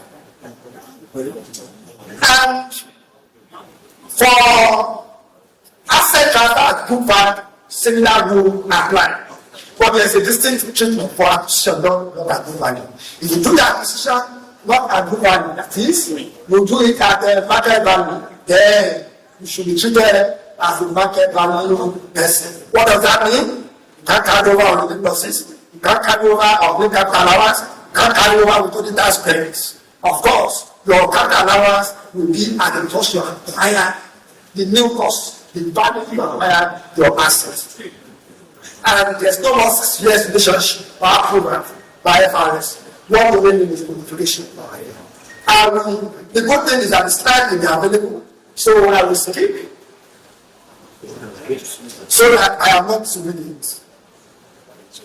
You can look at this on your own so that I am not submitting it. But I will just mention it to the person that the capital allowance computation has now been simplified. In fact, now if you are able to do the dimension of accounting, you can do your capital allowance. So what it means is that how many years with this asset life is based on the law, if 5 years, then your asset value by 5 years, and that's your capital allowance for each year. Very simple. No, what we choose to call gap is not there. What we used to call overlap is not there.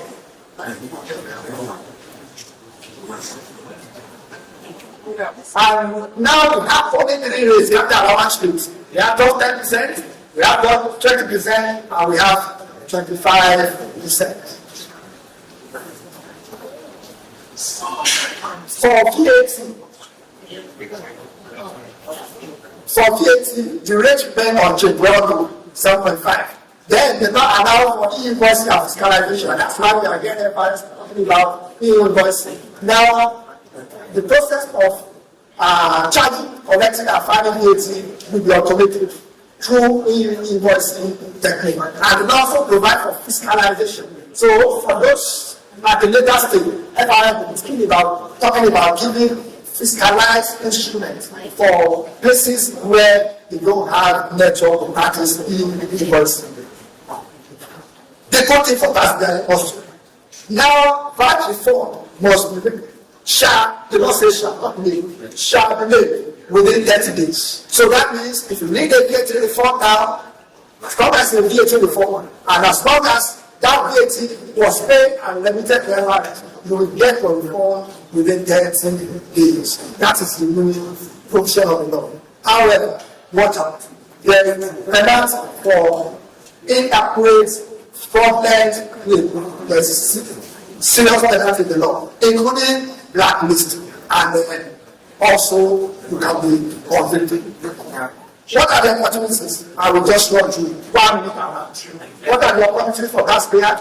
We have said this for small business, for small company, for small business, we don't need to file returns. Then we now have simplified and modified compliance procedures.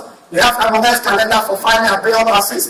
We have a standardized enforcement framework and system across all times. Don't need to then how in compliance of it, from CIT. Now it is standardized. We apply establishment of the law from the taxpayers, predictability in tax incentive and enforcement, and the good thing for taxpayers. We have a new tax control office, especially for emerging taxpayers. How many of emerging taxpayers can go to TAC?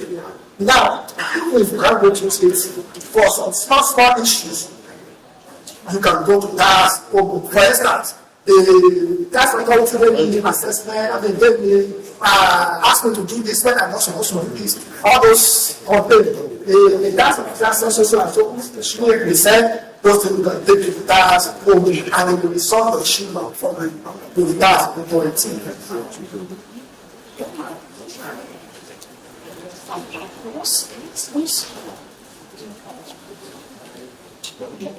Lastly, what should the bank taxpayer expect? I think that should be the last line. Effective and efficient tax administration, expansion of tax net, good compliance and enforcement. There's going to be so big news. As much as you have so many things good, but don't forget, there's going to be enhanced and improved compliance. As the tax law has given so many things to taxpayers, it has now also empowered the tax authority to ensure that taxpayers comply. Then you are going to have to reduce administrative costs because some of you imagine taxpayers, you may not even need to take a tax option because it is so easy to put your tax and pay taxes. Then there's the enhanced tax interaction. Tax authorities now tax authority.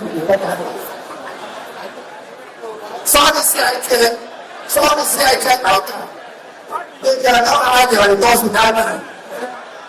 They can hide their returns without them. It's an underdone enforcement framework and penalty system.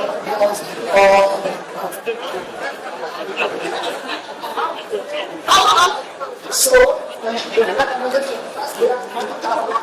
register and electoralize. Use available incentives, choosing wisely, and invest in this technology. This man, I say that you don't have to.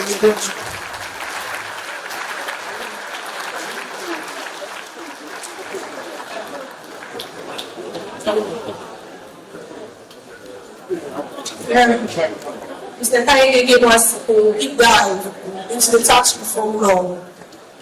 He highlighted the key implications and opportunities for emerging taxpayers.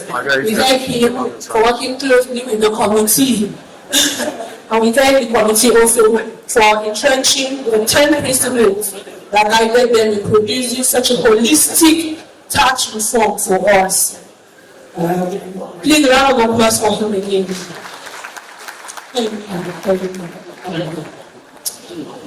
Going forward, we have another presentation by our director of the Field Operation Monitoring Department, Mr. Matthew Osanenko. He will be speaking on the topic Understanding Tax Obligation, what every small and emerging business should know.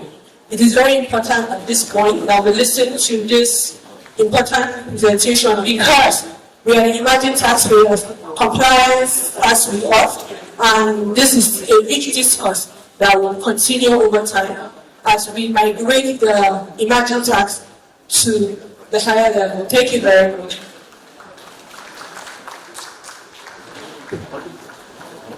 Thank you.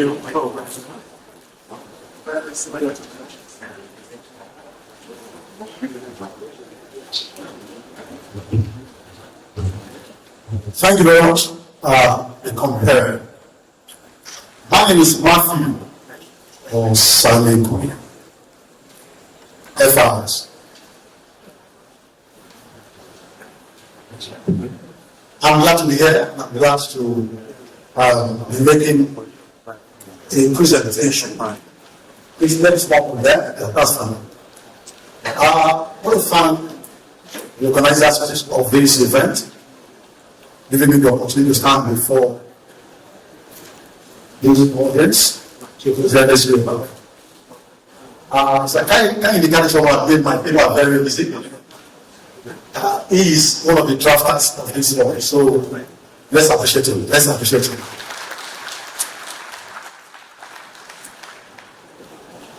Like we've heard from the keynote speaker by the president of the Institute of Challenge of Taxes of Nigeria, their vocal compliance is very imperative for inclusive growth. So my job this morning is to let out some very key information to the audience today. So my job is very simple, to let you know that the tax laws that are signed into law by Mr. President will take effect from 1st January 2026. And there's need for everyone to be aware of our obligations, also be aware of what we need to do. So I'm taking you through introduction, the fiscal policy and tax reform trust in Nigeria, the role of small and emerging businesses in the economy, obligation of small and emerging taxpayers obligation, and there is also need for you to know some sanctions where you failed to comply.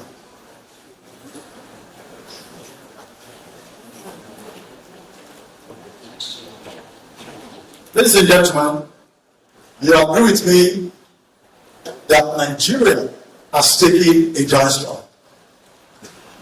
Nigeria has taken a bold step. And among the Committee of Nations, Nigeria has been applauded with the economic transformation and fiscal reform that has been carried out by Mr. President. It's not just a plan, but it's a visionary roadmap and very transformative. And all this is to unlock inclusive growth and reform microeconomic and fiscal policy landscape. And this is geared towards economic recovery, sustainability, and shared prosperity. Before now, when we look at our tax laws and our tax, our fiscal policy instrument, when we look at the tax act issued by ATF, you see Nigeria, coming behind a country like Lesotho. Nigeria coming behind a country like Rwanda. Coming behind countries like Uganda. And we counted about that currently, because of this giant struggle, Nigeria is stepping forward to be counted among the top 10 in the world and the top in Africa.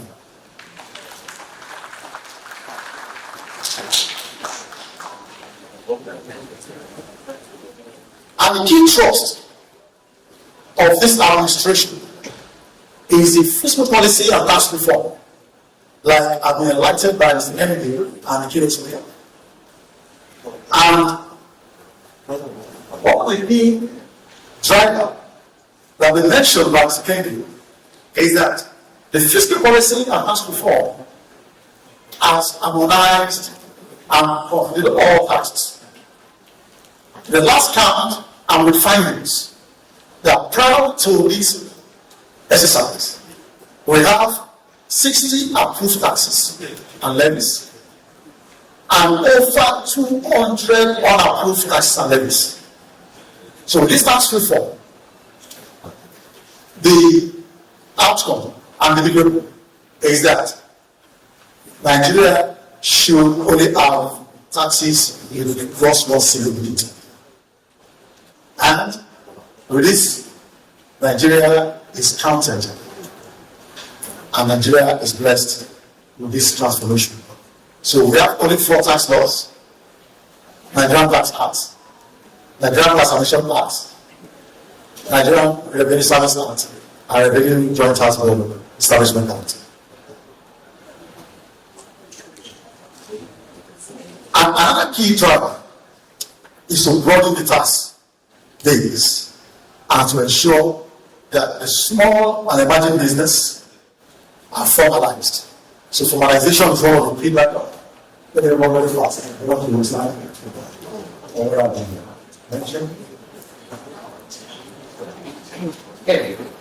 So another key driver of this policy is to exempt small business from essential goods and services, from from obligation of VAT, like the flag.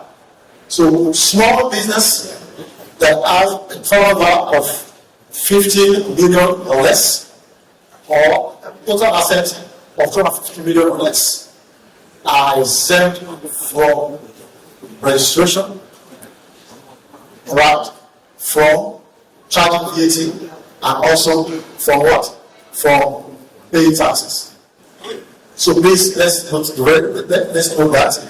Now there are 2 issues in the law. We have the NTA. For the NTA, it mentioned 50 million or less for small company. In the NTA, what we have was small business of 100 million or less. Then for small business, you are exempt from essential goods and services. So we have items that are generated, or 19 items that are generated, while we have 15 items that are exempt. All right, and certain businesses are also exempt from paying taxes. So one of the business is agriculture. So if you are a small business here and you are into agriculture, you are exempt from paying taxes. All right, another thing that was done is modernize our tax system. Like Mr. Kennedy said, when we look at our tax laws and our tax administration, and we hold meetings with all our friends and colleagues from other countries, sometimes we set back. Then now we have taken a bold step by modernizing our tax system with those tax laws. And also, as the policy has been rolled out, the laws have been enacted. Now, for us, our tax administration, we're now modernizing our tax system. So the next thing is tax efficiency of tax administration. So when you measure the health of the tax administration, there are 5 things that come to your mind. There are 8 or 5 phases. The first one is emergent, a tax authority that is manually premium. The next layer is progressive. That is, you are now using manual approach and also using the user approach or automation to drive your tax administration. The next one is standard, where you are now moved away from manual and you are now using electronic filing. Then very soon, as we transit from tax administration 1.0 to tax administration 2.0, we will be moving to the next level, which is called the bidding. So Nigeria, as we move on to the bidding, as the tax administration 2.0 is rolled out, it means we have now moved to the level of bidding. And the 5th level of tax administration is called aspirational, where we move to tax administration 3.0. So currently, Nigeria is moving towards bidding, and with that, when we roll out tax administration 2.0, it means we will be among the top 5 in Africa. Another thing that another policy trust that also want to apply. What also Secretary also highlighted to that now for small and medium business, we have an office of the tax companies. This office, it was created to ensure that the right of taxpayers. So if you have issues on administration, so that office open for you. So that is economic diversity and also innovation and industrialization.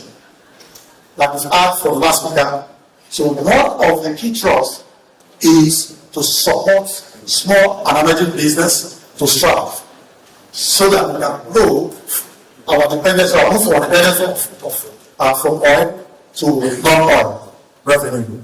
Like I think it's in the news as of yesterday that our tax collection as of today has made a significant shift from dependence of oil on oil. So from the report that we had, that as of September 2025, that has collected over 22 trillion naira as a company. So out of that, 17 trillion account from one oil, while 5 trillion is from one oil. That account about 17% from one oil, while 22% is for what? For oil revenue. So we are making a giant stride, and that is good for the economy. The last thing I want to highlight is economic reform for inclusive growth. So now, like the mentioned, when these tax laws are drafted, and one of the key focus for the Presidential Fiscal and the Tax Reform Committee, the focus was divided into 3. The first one is people focused. The second one is inclusive growth. And the third one is efficiency. So I want to like this so that you are understanding that this current administration is very intentional to grow small business. Alright. So now policy trust for SME. So this is where policy trust for SME is stimulating growth. That we've had from Mr. Egg, the way you mentioned that one of the key guiding principles of the Presidential Fiscal Tax and Tax Reform Committee was to ensure that they uphold the statement of Mr. President that do not tax the seed, then tax the fruit. Don't tax poverty, then tax prosperity. Alright, so from there, what he draws the small and emerging taxpayers is at the threshold, if you are below the threshold, right? 50 million, alright, and below. As a small company, we are exempt, we pay tax at 0%. Why the NTA mention small businesses? If you are a small business, you are exempt for the obligation of registration, VAT purpose, for charging VAT, and what? And filing. So those 3, what we call RCF. Registration, charging VAT, and what? And filing. So you are not to tax seed, but you tax food. Other businesses are almost treasury, and now you tax. So you can see that the government is very intentional to ensure that there's a stimulate growth. They allow small business to grow. So small business is very key.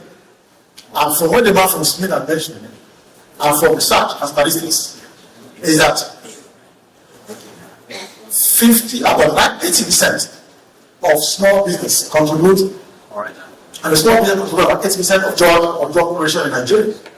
So we need to support small business. So what I'm trying to do this background is that there's a need for us to take this on board. The government has made effort to ensure that seed are not taxed, then the fruits are subject to tax. All right. So we know the role of small business. Let me run very fast so I can go straight to the key of the paper. Job creation, economic growth, innovation, local economic development, entrepreneurship, and the qualification. I want to waste time on so I can go straight to what you need to know. So let me read. So, like we've been told, that small business contributes over 48% to our gross domestic product. So GDP contribution according to the country, we see that Nigeria contributes 48% to our GDP. So it means small business are very key in economic development. So it's very imperative that you know that you are very key in stimulating growth for the economy. So after I've mentioned all this now, what do you need to know? Understanding of the issue. So the government has rolled out all these incentives for small business to thrive, for small business to grow, for small business to form a life. And the government is interested in your growth. So what do you need to know? Like the president of CITM mentioned, voluntary compliance is key to drive economic development. It's very key to drive both microeconomic, socio-economic development. So there's need for us to know your obligations as small business. So what do you need to do as small business? The first thing that I want to let you know, like I mentioned by Mr. Kennedy, that small business is different from small company. So the law in NTA defines small company as companies with turnover of 50 million or less, and with total asset of 250 million. All right, so they are. So if you have a turnover of 40 million and the total assets is 260 million, you are not a small business. You are not a small company, right? Not a small company. If you have a turnover of 90 million and you have a total asset of 240 million, you are what? A small business. I get it. So he has explained the difference between a small company and also what? A small business. So if you have 50 million of turnover and you have total assets, right, more than 250 million, you are not a small business. But if you have turnover that is less than what? Than 50 million, and you have total asset that is less than 50 million, you are a small company. Alright, so difference between a small company, right, stretching 50 million, small business, the threshold is what? 100 million, so that you don't get it mixed up. Alright, so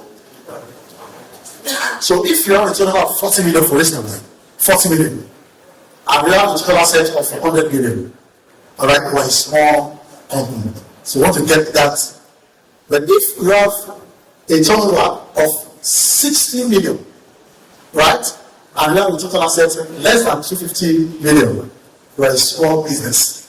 I get it. So you can see there are two different things. Both 50 million, small company, more than 50 million, small business, up to 100 million, so that I can get that. Alright, so let me just go straight. So what's your obligation? So for small business in this room, small and medium business in this room, you need to get registered. Registration is very key with CAC. Very important and very fast. Also need to get your tax ID. Very important. Like I mentioned, tax ID in line with section 4 of the NTA. Every taxable person are required to obtain the tax ID. And from the discussion with the committee, The intention is to have one single ID. So currently what we have is that we have team for FIRS, we have another one in the state internal revenue service, we have another one in the place of president. So we have several teams who want to consolidate all this into one tax ID, one tax unique ID, right? So for businesses, for companies, you want to use your registration number. That's why for individuals, a natural person, you want to use your NI as your unique ID. So that is the intention. And also, you need to get registered with the Corporate Affairs Commission so that they can be formalized. The next thing you need to do is to get into the Breakout Tax Authority and obtain your tax ID. The next thing is to ensure that you file your tax returns, then pay your tax, and comply with the provisions of the tax codes. The federal reform. So, what are your obligations for corporate tax? Now, like we've been told that small company currently are to be subject to tax at a rate of 0%. So you have to file your annual returns pursuant to section 11 of the NTA. Every company, whether you are exempted from tax, whether you have to pay tax or not, is expected to file your annual returns. So this is what you need to know. So file that will be taxed at 0%. Alright? If you are below the threshold, you will be taxed at 0%, but file your annual returns. And I'm told by Mr. President seated here that every company you need to choose your accounting year end. If your accounting year end for continuing business is 31st December, you will file your tax returns 6 months after your accounting year end. So if you have to file, if your accounting year end starts 31st December, or before June, you have to file your tax returns. So very, very imperative that small business file your tax returns. Alright? So our rule is section 27 of the NTA, right? That as you are filing your tax returns, you are also to file your tax incentive returns. So 2 returns is annual return, file annual tax returns, also file your tax incentive returns.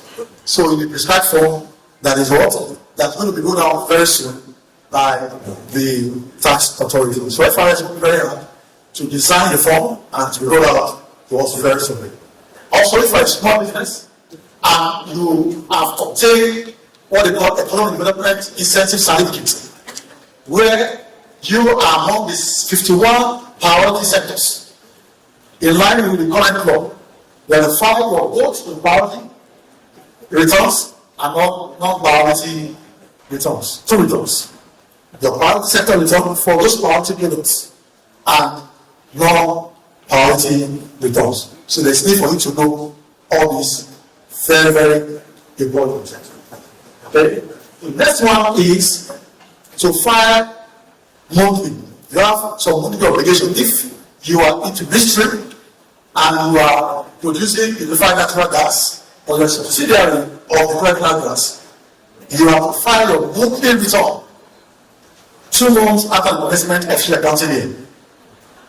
And also, if you are a small business, you are into the business of mining, alright, solid minerals, mining gold, mining coal, granite, bauxite, and all these that are listed,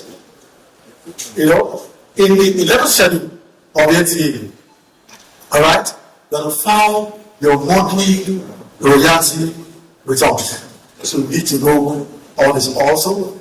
Then also, if you are a virtual asset service provider or you are an agent supporting virtual asset service provider, you have to file the monthly returns of transactions.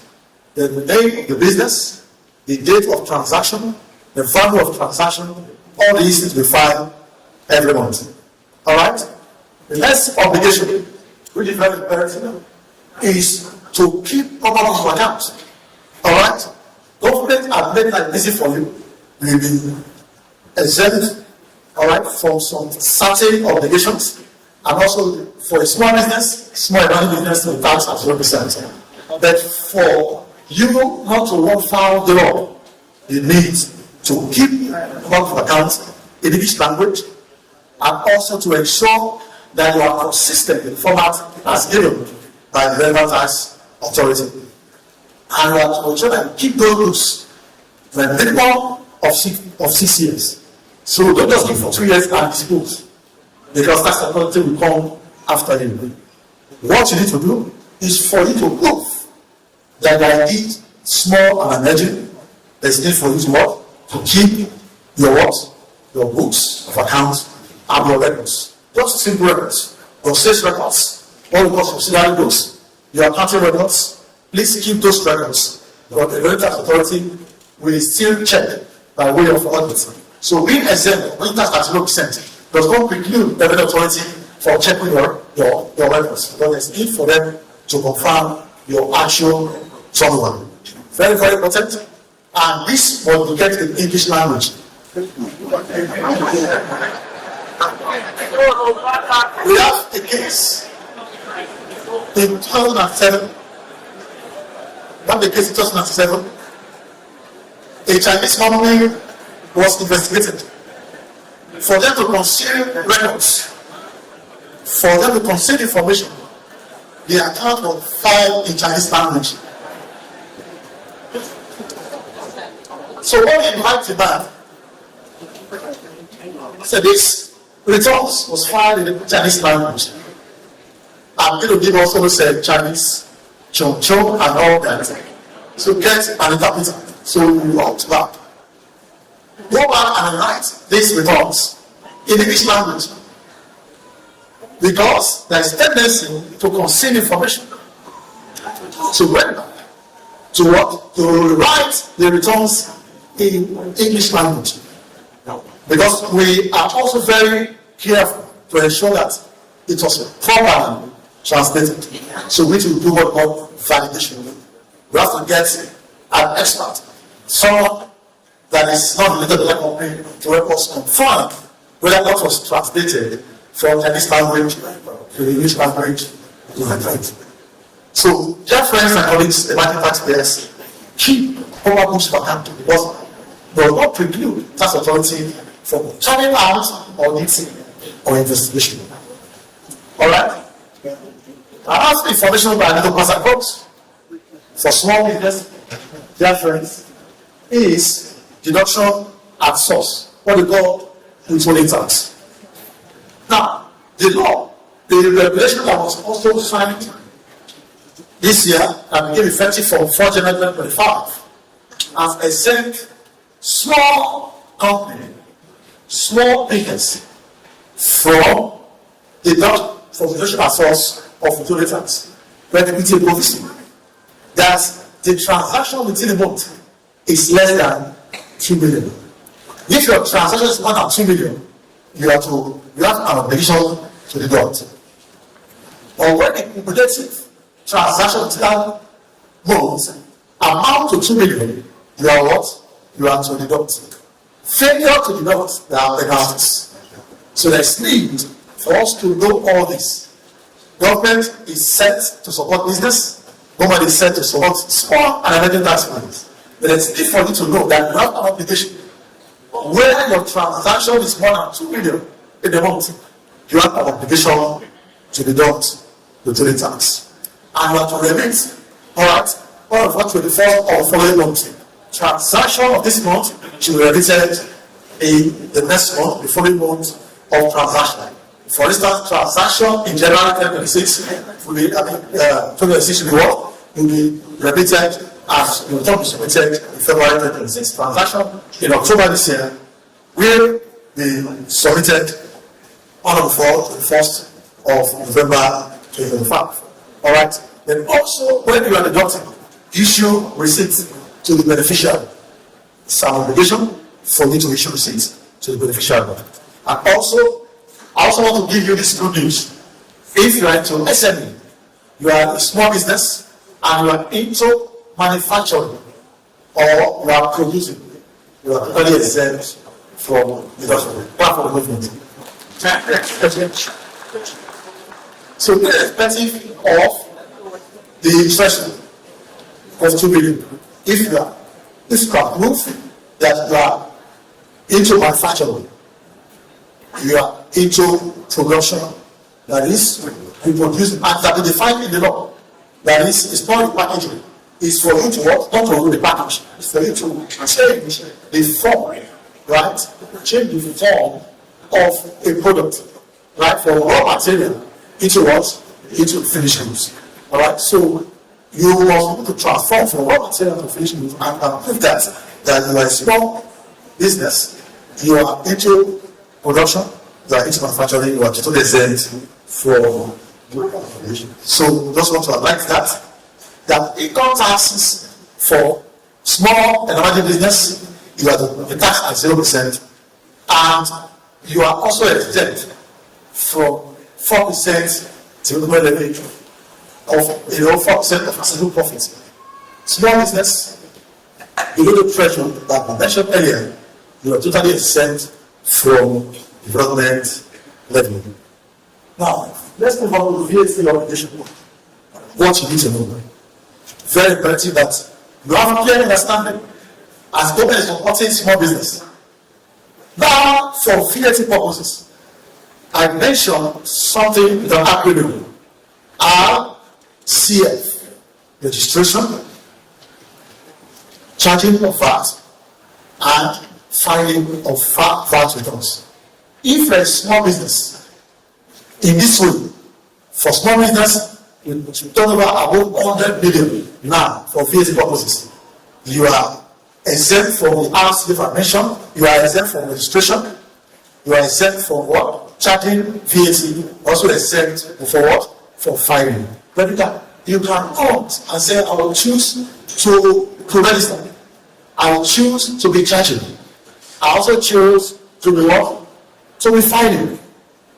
It has its, implication.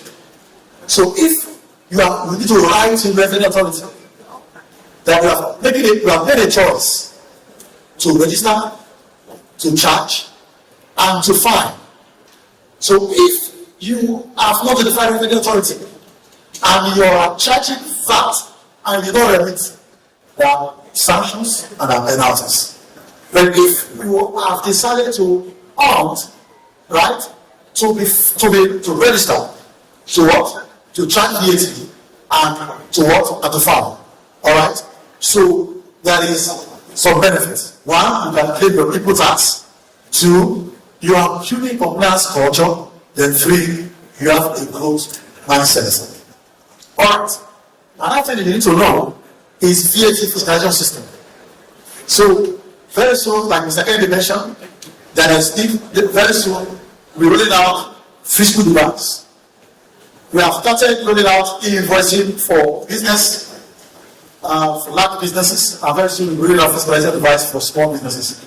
So this account is also very good, very important for small businesses. Let me run very fast. All right. How's my income tax? Almost there. Now, we have personal tax obligation for small and medium business.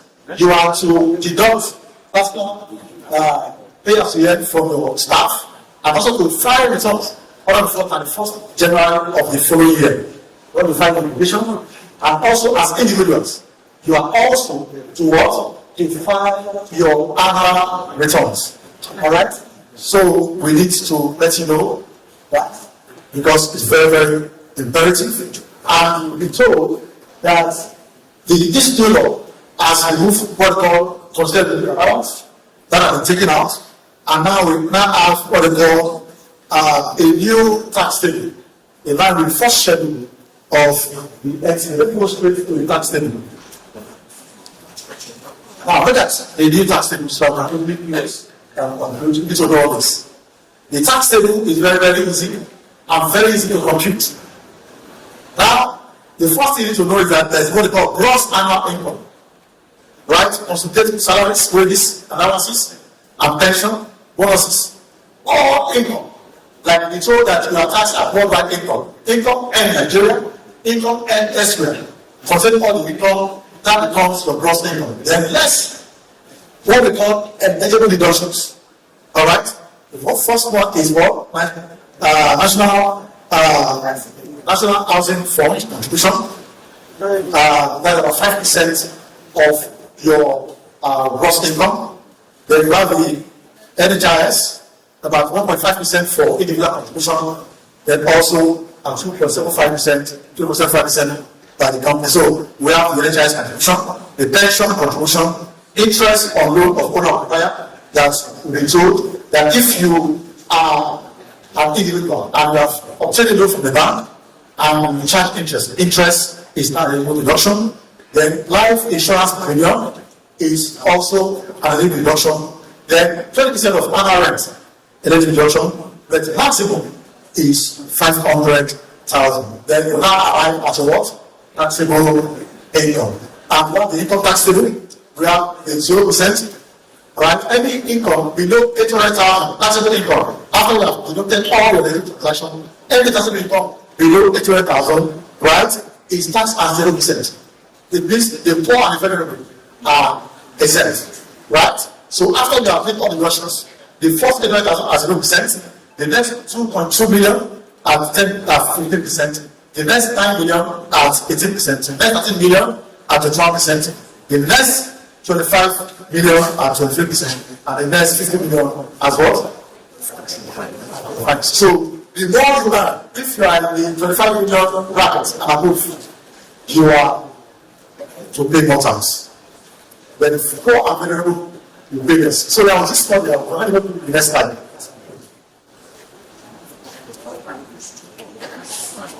This was coined from the presidential fiscal tax policy reform table. You can scan that table. Scan that. It will show you your tax commission table. This was one, and they looked at the old law. So you can see from the table there, for persons earning more than 30 million, we have to pay more. Right? In this new tax regime. But if you are earning less than 18 million per annum, you have to pay less. When you compare this current rule and the new rule, so you have to pay less. But anything above 13 million per annum, you have to pay more. So just come the clear account, put your gross income there, take away all the eligible deductions, and to give you the what? Your tax due. Alright? So let me go very fast.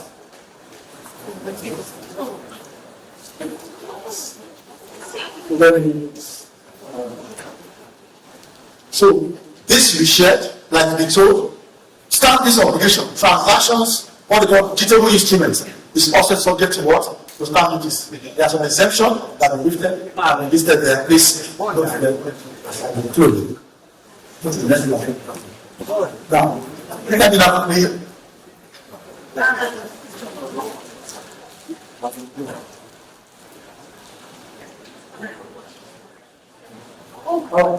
Now, because function compliance is very important, so if you don't comply, there are penalties. So these penalties are in the law, they are strong in the law, please know them. For failure to deduct, to register, it's stated 50,000 for the first month of failure and 25,000 for subsequent months. Failure to file returns, 100,000, and the first month of failure and 50,000 in the subsequent months. Failure to close of account is also stated there. Then also failure to file the address. So you need to know all this. Let me move very fast. For VAT,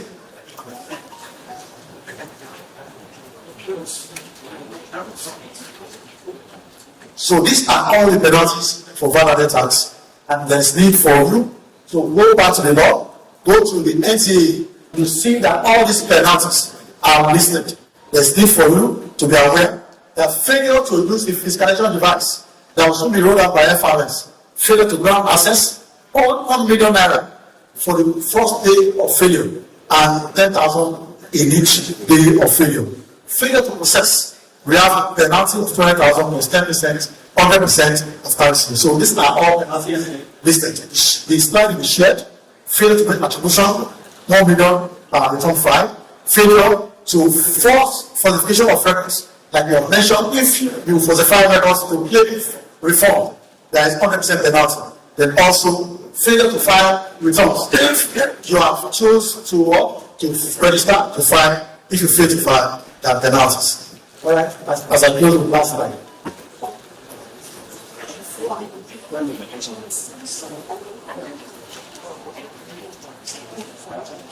So these are penalties for failure to deliver at source, and also for staff members.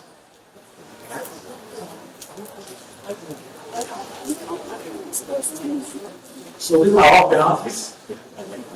So failure to stand is also stated there, and failure to comply with the provisions of the law. So what is this for us to let you know all this is that the government has made efforts to ensure that the law operates.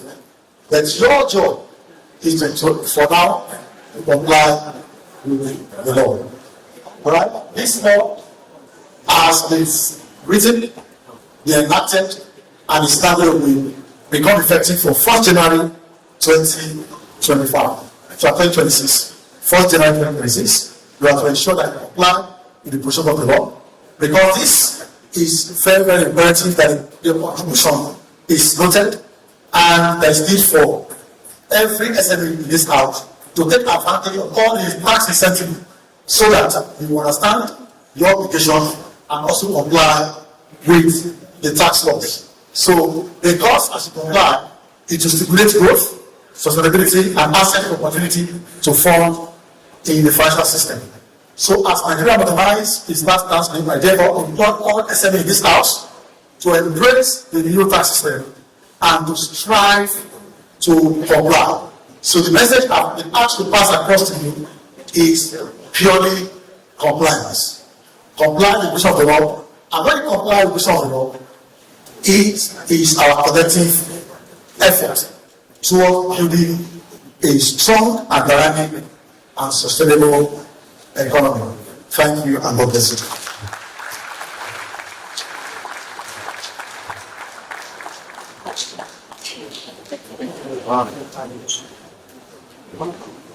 Thank you very much, Mr. Matthew Saniku. We've had about 3 hours, close to 3 hours of different speaking segments now, and I think it's appropriate to recharge a bit. So shall we all stand up for like a minute, just stretch our legs and our bodies without necessarily leaving the hall.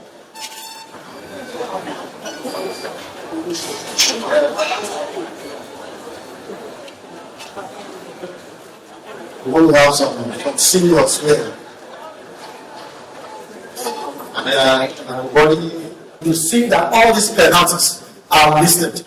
There's need for you to be aware that failure to use the fiscalization device that will soon be rolled out by FIRS, failure to grant access, or 1 million naira for the first day of failure, and 10,000 in each day of failure.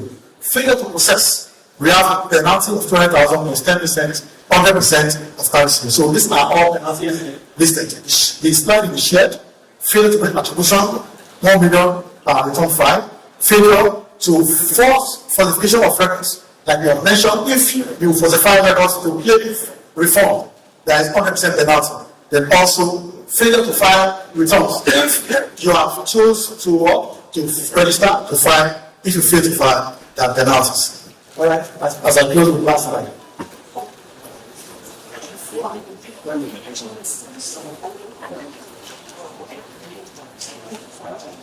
So these are penalties for failure to deliver at source, and also for staff members.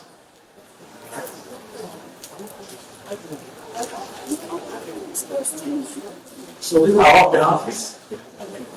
So failure to stand is also stated there, and failure to comply with the provisions of the law. So what is this for us to let you know all this is that the government has made efforts to ensure that the work with. That your job is to, for now, comply with the law. Alright? This law has been written, been enacted, and is started to become effective for 1st January 2025. So 2026. 1st January 2026. We have to ensure that we comply with the provision of the law. Because this is very, very imperative that the provision is noted, and there is need for every SME in this house to take advantage of all the tax incentives so that you understand your obligations and also comply with the tax laws. So the cost as you comply is to stimulate growth, sustainability, and asset opportunity to fund in the financial system. So as Nigeria modernize its tax landscape, I therefore implore all SME in this house to embrace the new tax system and to strive to comply. So the message I've been asked to pass across to you is purely compliance. Comply with the provision of the law, and when you comply with the provision of the law, it is our collective effort toward building a strong and dynamic and sustainable economy. Thank you, and God bless you.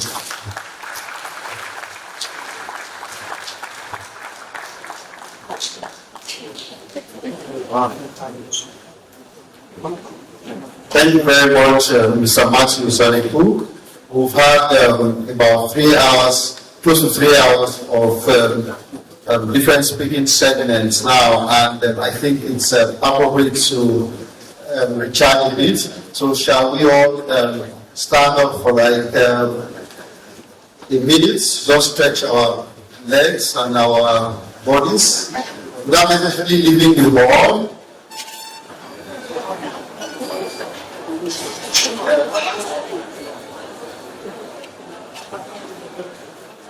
We will have some serious here.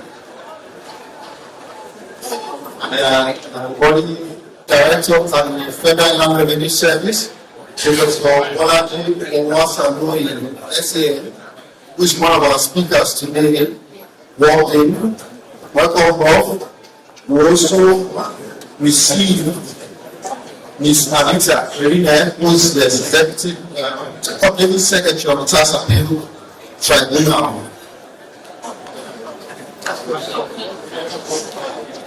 We also have the esteemed presence of the chairperson of CITN Abuja District Society, Dr. Wisdom Oshadare, also Dr. Joseph Abuja, who is the chairman of ICANN Igwe District Society, also Afinas Adeni, who is the chairman of Nanya ICANN and District Society. And lastly, we also have Ijawabu Ngunebu, representing or chairperson of Kubwa, ICANN Kubwa and District Society.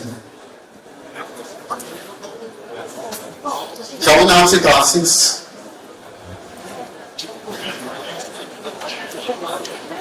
Please let's take our seats so that we take the last presentation and then the panel session, which are the three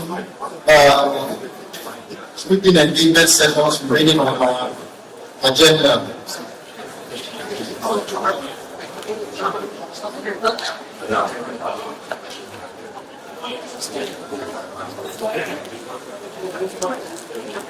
Let's get back to going. Please take your seats. We'll have photograph session later. Also present here is Mr. Sule Hassan, who is Director of NATAC North Oil and the Federal Inland Revenue Service. I will now call on Mrs. Alberta Uwen, who is presenting the Acting Director of Tax Automation Department, to speak to us on the subject Filing Made Easy, leveraging e-platform for easy tax compliance. Our heads are cool.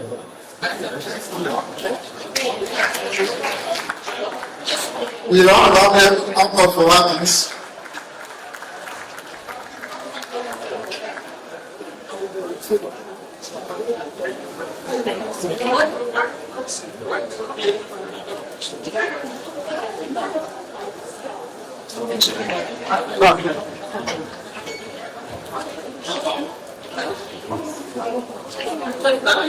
Good afternoon, everyone. My Director of Breakout, Professional Audits, and Consultants. Good afternoon. So this afternoon, we're going to just be doing a brief overview of e-filing platform. As Tax Automation Department, one of our SMO group, Strategic Management Group, our core values for this year is innovation, collaboration, and effectiveness.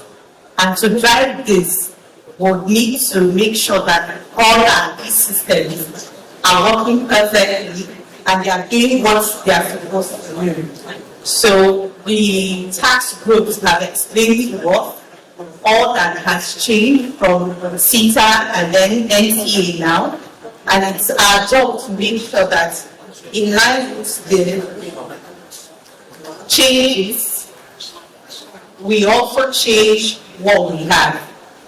As FIRS, we know that we already have what was, like we had the pre-2015, that was purely manual, and then between 2015 and 2021, we had some sort of modernization and semi-automation, and then from 2021, we introduced our tax automation system, the tax program that it's known for. And using the tax program system, we've been able to go through a lot. We've achieved revenue collection, we've achieved transparency, we've achieved digitalization.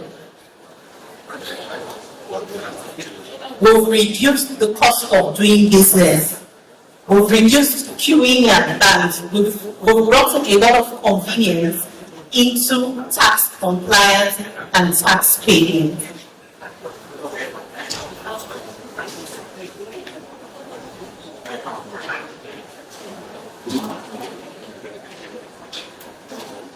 Right now, we're moving to an era that is taking us from just cash compliance to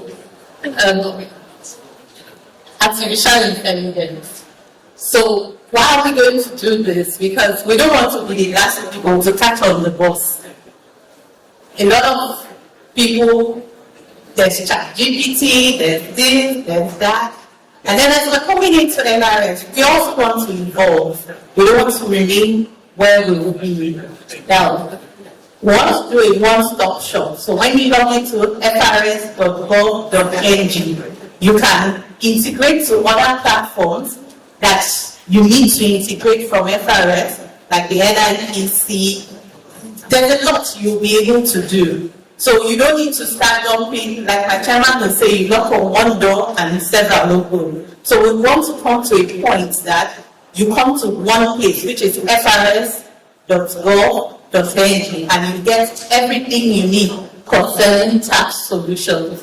Now, for the tax programs, it's not going to change. But guess what? We're giving you an improved version. We're giving you a version that you can chat with. We're giving you a version that all your tax needs will be met. We're giving you a version that you can request for things. You can communicate to the service without necessarily spending money. Fraud these days is not smiling. To drive to the FIRS physical office to get something. So we're working on getting you filing made simpler, 24/7, anytime, anywhere. So filing have alternate services. We're giving you validation, or we've already given you that, but then we're going to be improving on it.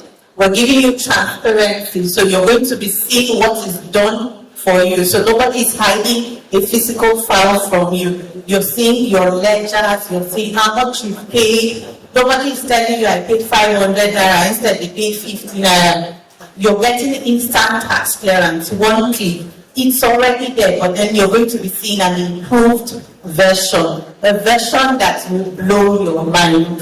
Wow.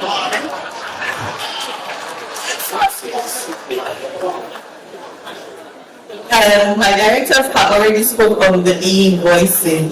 Now, e-invoicing is going to help us, especially for businesses that have volume of transaction. What you'll be doing with e-invoicing is going to be pre-filling your fields. So it takes away the stress of having to type out these fields yourself. So that's the e-invoicing will do. Now, when I started, I told you that collaboration and integrations are being done with so many stakeholders. The e-invoicing system is going to be speaking to the filing system. So whatever you need during your filing will already be sitting there waiting for you to confirm it. So you don't need to start afresh. Now imagine you run a supermarket or a supermarket where your daily transaction runs into thousands. You don't have to start typing each one after the other. If you're on the e-invoicing system, it just talks to the systems. All you do is, okay, is this correct? Yes. You check and you move on. So those are the kind of things we're going to get done for you. Data integration and analytics. We're working with banks, customs, and other stakeholders, other entities, to ensure that the data you need, you will get. If you need to work on something, you'll be able to work on it. And then the tax ID is going to be unified, one tax ID anywhere you go, state, local government, one tax ID. And guess what? You will feel the change. So you don't have to go somewhere in the queue and say, oh, I need my tax ID.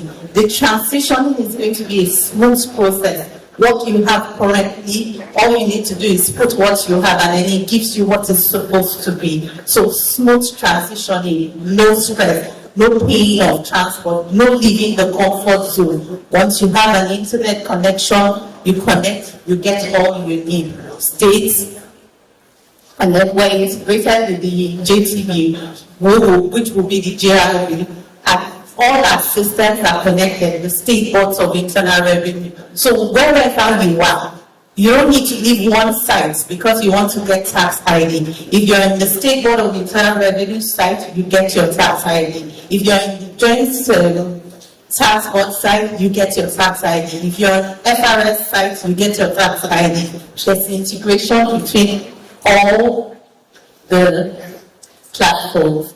We're talking of a unified experience where your tax ID is on all places. Now, the impact of all of this simplicity.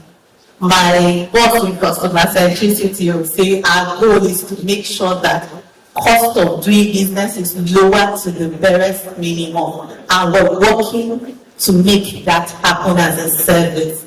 To make sure that all your tax activities can be done online. It will be optional for you to, if you want to come into a physical office, we'll welcome you, but you don't need to come. So it takes away the human interface from filing, payments, and reporting. I already mentioned that a lot of things are not changing, but they are improving. Like the tax programs, the tax automation system, it's going to be improving. Our tax obligations, as our directors have mentioned, they are not changing, they're just being improved.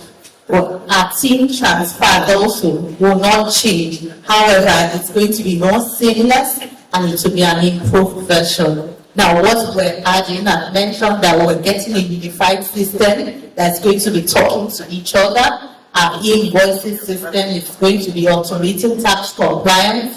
We will have analytics and then deeper integrations that you might not necessarily see, but you feel the impact of those integrations. Like for those that are going to be having the incentives, you don't necessarily need to see the integration, but you know that once you apply, you're going to be seeing your process online real time. If it has moved from one step to another, you know it has moved.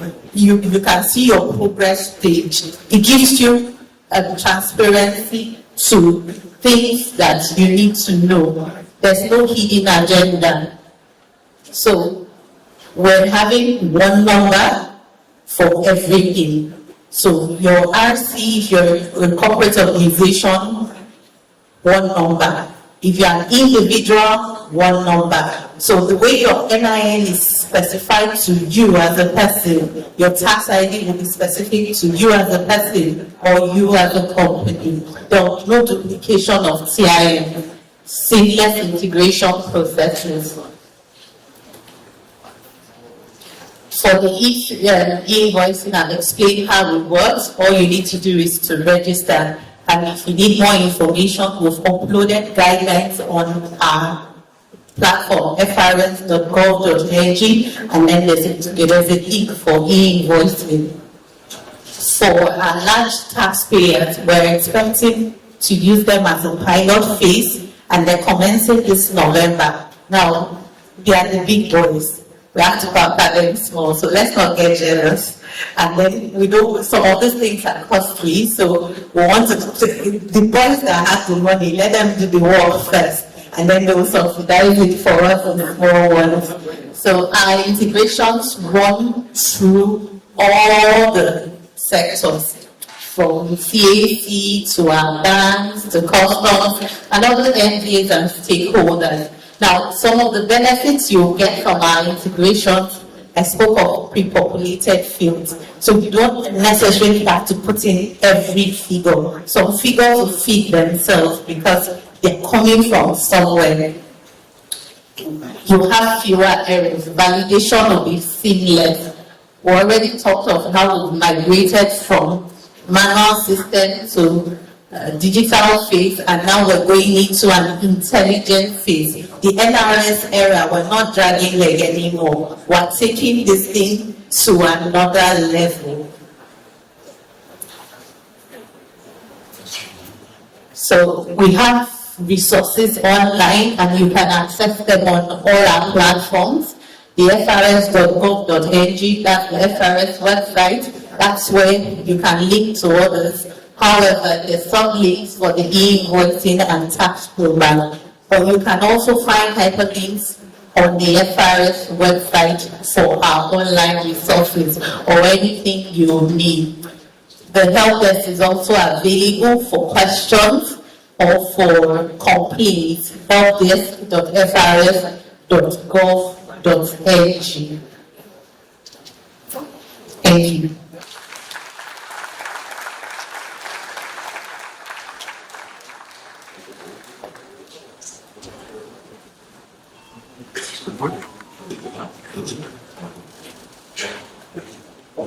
Thank you very much. Story from Mr. Asami's presentation. Compliance is key for the emerging taxpayer. So for us to comply, the digitalization and automation of tax process has been made simple. The automation department has given us a brief on how we can go about filing our taxes in an easy and convenient way. Thank you very much. So before we continue, please a round of applause. Okay. Going forward, the organizing committee has prepared a QR code for participants to scan. The QR code, please. It's strategically located somewhere there. Can the QR code be put on the screen, please? The QR code for questions. There are two QR codes. One is for questions, so you can engage live. There's a WhatsApp group, you drop your questions there. Then also, your feedbacks are very important to us. So the second code is for feedback. You drop your email address, and all the papers presented here will be sent to your email. So you need not worry. Ensure you give us a feedback, and we will send you the materials for further discussion. Thank you very much.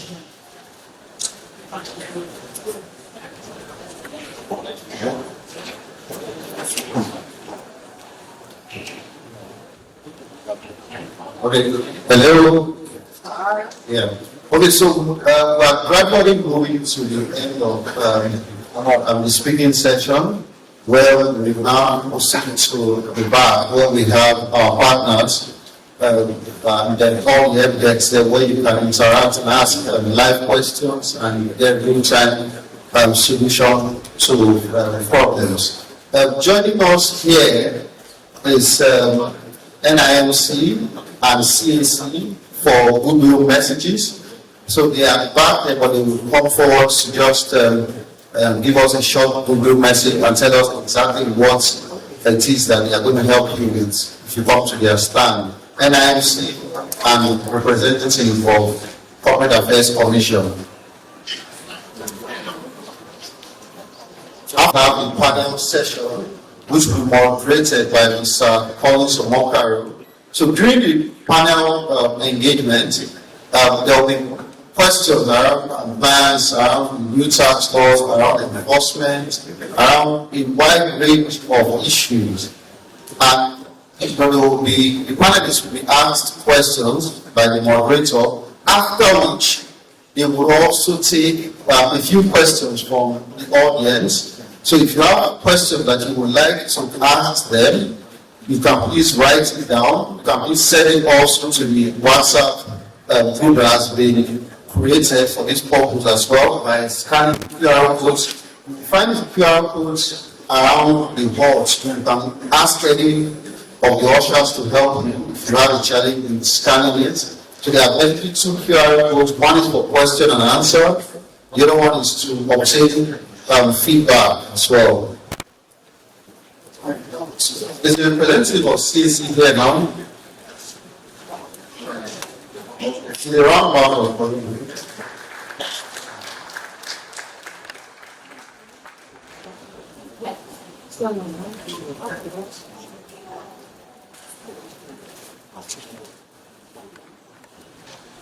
Good afternoon, distinguished ladies and gentlemen. I stand for already established protocol. From the Corporate Affairs Commission, we bring warm salutations and good tidings. We are happy to be here, and we are glad to identify the reform in the tax sector. We believe that in no distant time, it will impact positively on the economy. From the Corporate Affairs Commission, the Commission has initiated a couple of reforms. Recently, the Commission deployed the use of artificial intelligence in the registration of corporate entities. We have established a new platform called the ICL. It is intended to enhance seamless registration of businesses and corporate entities. We are happy to be here once again, and we are very, very glad that this forum affords us an opportunity to provoke discussions that will further deepen issues related to our regulatory environment. Our desk is at the back there for inquiries, complaints, and any information that you may require concerning our services at the Corporate Affairs Commission. Thank you.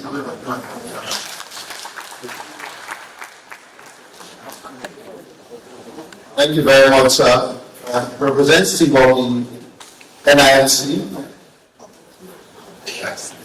representative of the Joint Tax Board,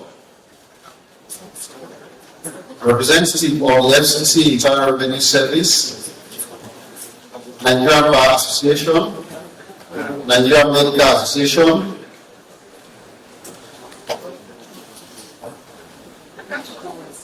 it's in no particular order, whichever is ready can come forward.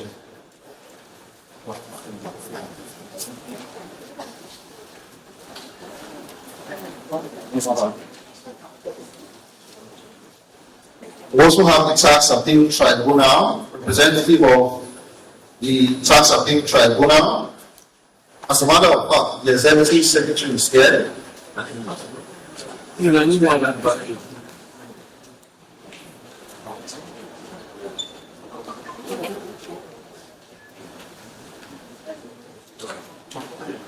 Okay, so I think in the course of the program as it goes on, they show up here. But however it may be, they all have a desk at the back where you can, consult them for whatever questions that you have, and I'm sure they will be happy to help. So the last speaking session that we have here is the panel discussion, which we have themed creating a culture of compliance, building awareness and trust among taxpayers. I would like to invite the gentleman, Mr. Collins Okaro, who is the special advisor to the executive chairman of FIRS on communication and advocacy, to moderate this session. He will introduce the panel members.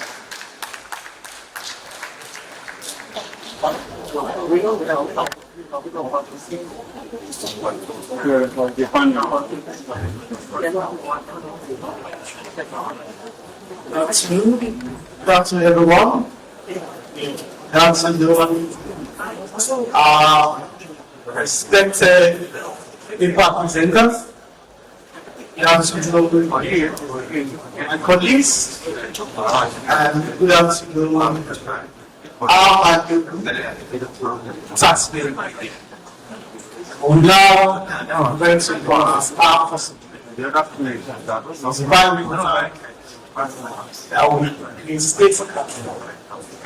It's really a honor of me personally. So the fundraising is very important session for multiple reasons.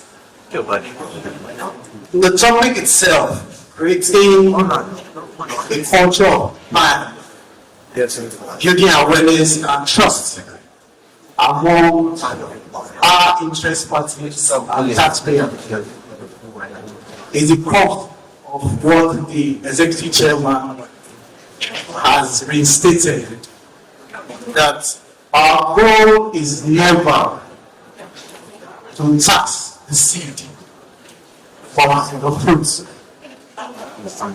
And that can only happen when you provide a platform to engage, to dialogue, and to hear from the people and the businesses that define our existence. So this conversation today come at the moment where Nigeria tax system has witnessed something really transformational and historical. One that has been shaped by these 4 acts that was signed by the president. And of course, we have heard that over and over again today from a lot of the speakers. But essentially, the reforms have been really crafted to modernize Nigerian tax infrastructure or architecture, to provide standards, to strengthen collaborations, which is the base of which we are all gathered today, especially tax authorities and other interest parties, and to make compliance simpler, fairer, and more transparent for all our stakeholders.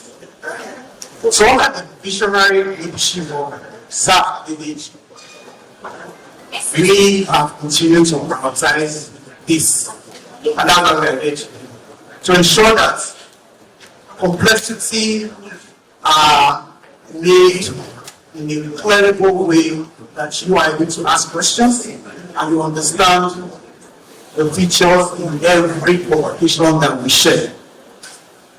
And our service is very focused on customer centricity approach as against the customer. So permit me today to invite our distinguished panelists who will delve into the topic for today. Please join me as I welcome Mr. Innocent Ohabua, President, Chartered Institute of Aviation of Nigeria. Please a round of applause for him.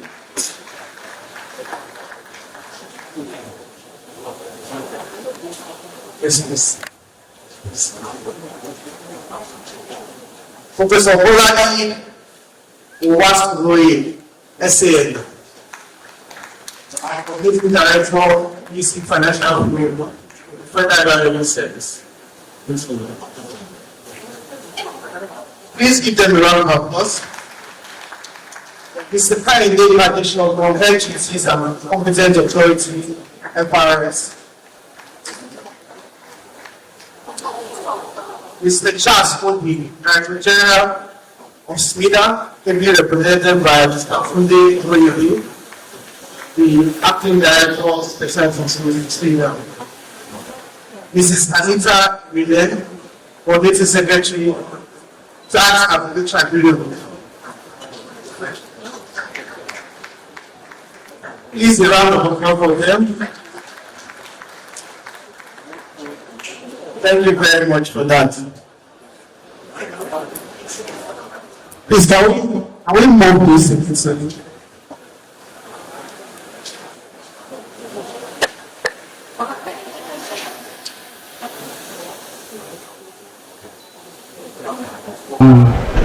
I think today's session obviously defines a whole lot for Nigeria and for every interparty that is sitting here today. There are questions that are running in the hearts of our taxpayers. There are misconceptions that are corrected, and there are queries. So some of them will come during the question and answer sessions from the audience. But before that, I would like to ask the president of CITN, with the Nigerian Tax Act aiming to harmonize multiple tax codes into a unified structure, how can professional bodies like yourself educate taxpayers on what has changed and how it essentially impacts them?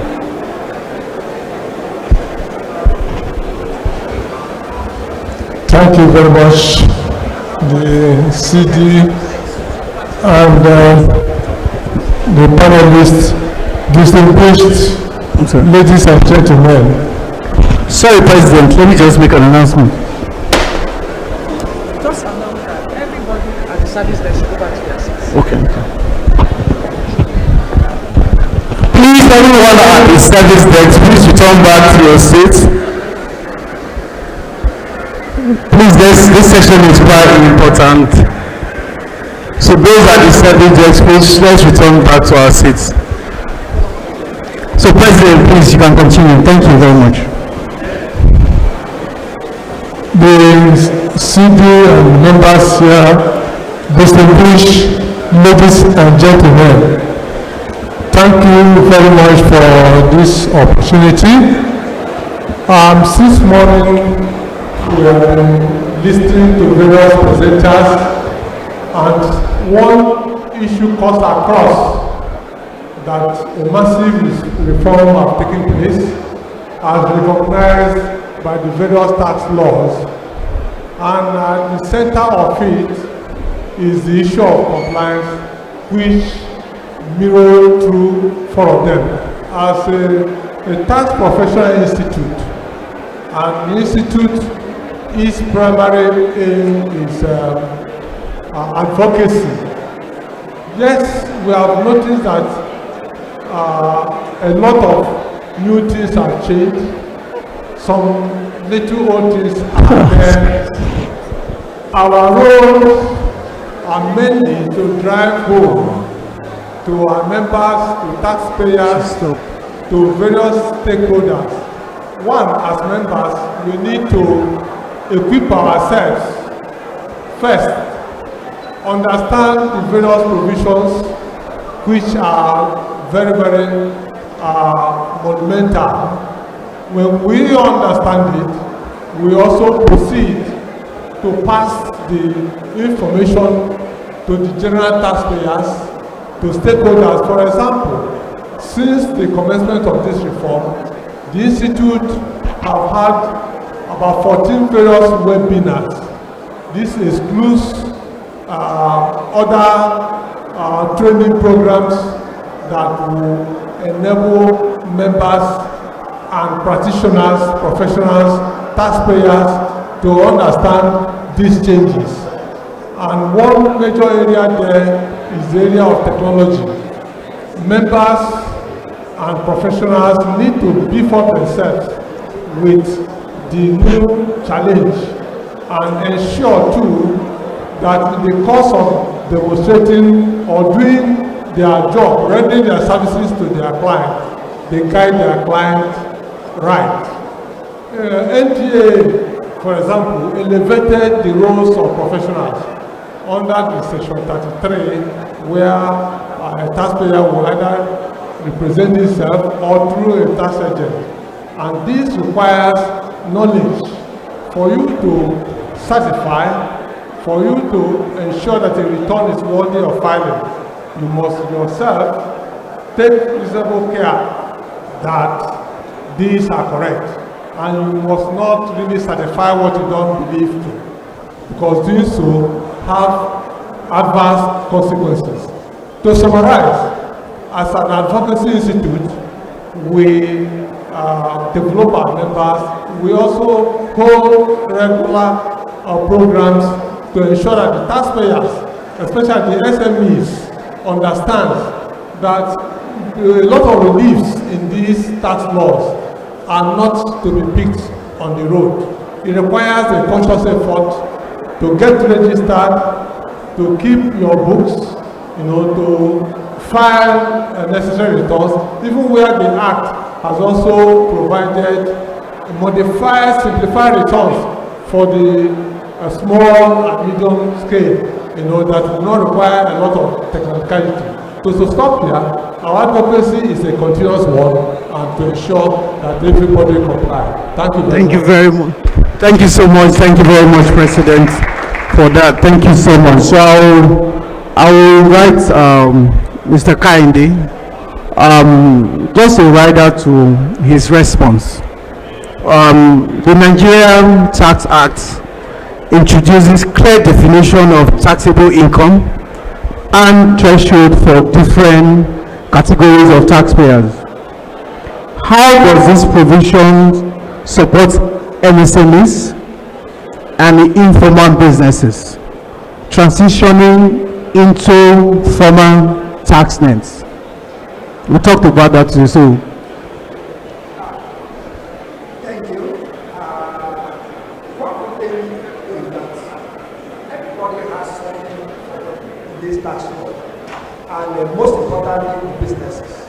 In fact, from my presentation, we see that this law is to actually support businesses, to help businesses to grow. For instance, to go back to the income tax, for small businesses, it's exempted entirely from business. It's exempted them entirely from tax by providing 0% tax rate. But of course, you can only get 0% tax rate if you are a company, because if you look at the definition of company, it means you have to be registered. And if you are not registered, you can't claim that exemption. Because don't forget, if you are not registered, it doesn't mean you are not going to pay tax. Because now, through our e-invoicing process, those that have failed to come into the tax net will actually be caught. If you are not compliant with the e-invoicing, you are not deploying e-invoicing, but the person you are buying for, or that is providing service for you, as long as that person is on e-invoicing process, you are automatically captured with the tax net. So everybody is now through the e-invoicing process to be captured. However, some people will take benefit of zero rate of income tax. Who are they? Those that are formalized, that have gone ahead and registered and file their returns. Because if you don't file your returns, you can't be claiming benefit. So you are registered and you are able to file your returns. And when you file your returns, then you complete your taxes, then the tax that you pay will actually be zero. Then, as I said earlier, I spoke about the stamp duty, the fact that if you are small or medium and your rent is not more than 10 million naira,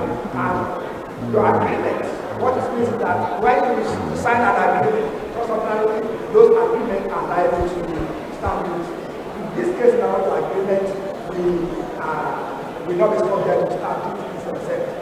Then if you look at the VAT for small businesses, under the VAT, you don't have obligation to collect VAT, to charge VAT, collect the VAT. You don't have obligation to also file returns, and you don't pay, you don't remit VAT. However, let's take it, it does not exempt from the payment of VAT, because when you buy from large companies, that large company is not exempt, so that large company will actually charge you VAT. Another area the law is supporting small and medium businesses is the area of VAT inputs, and let's take note of that. I think it didn't come out well when I was presenting because of time. Let's take note of the fact that what we used to have in the old system in respect of VAT, where you can only claim VAT on inventory and good purchase for the sale, and you can't claim input VAT in respect of services, intangibles, and capitals. Now, all your VAT is claimed as input. So, if your output VAT is 10 naira and your input is 9 naira, those inputs, all of them, whether it's in respect of service or capital, will be deducted from your output VAT. It's only the difference that you are liable to pay. And also, in that aspect, you get an explicit obligation on self-charge. So, presently, if you are not charged VAT, there is obligation on you to self-charge. I can tell you that obligation is gone. Except it's come back later, but for now, that obligation is gone. Why? Because now, since all inputs is deductible, we don't need that. Because if you ask to self-charge, you first self-charge yourself, and after self-charging yourself, claim the back. Thank you very much, sir. So that is what you have in the morning. Thank you. Thank you very much for that. Professor Bolaji, I think one thing that is very critical to build trust is transparency. And transparency is central to these new reforms. So what accountability mechanism do these laws introduce to ensure citizens sees value for their taxes? Thank you very much. In practical terms, of course, the digitization of the process is the first major step. On both sides, everybody can see what is being put in there and how assessment is being done. But traditionally, as you rightly said, transparency is critical to building trust. It is to remove the opacity in decision making in the service.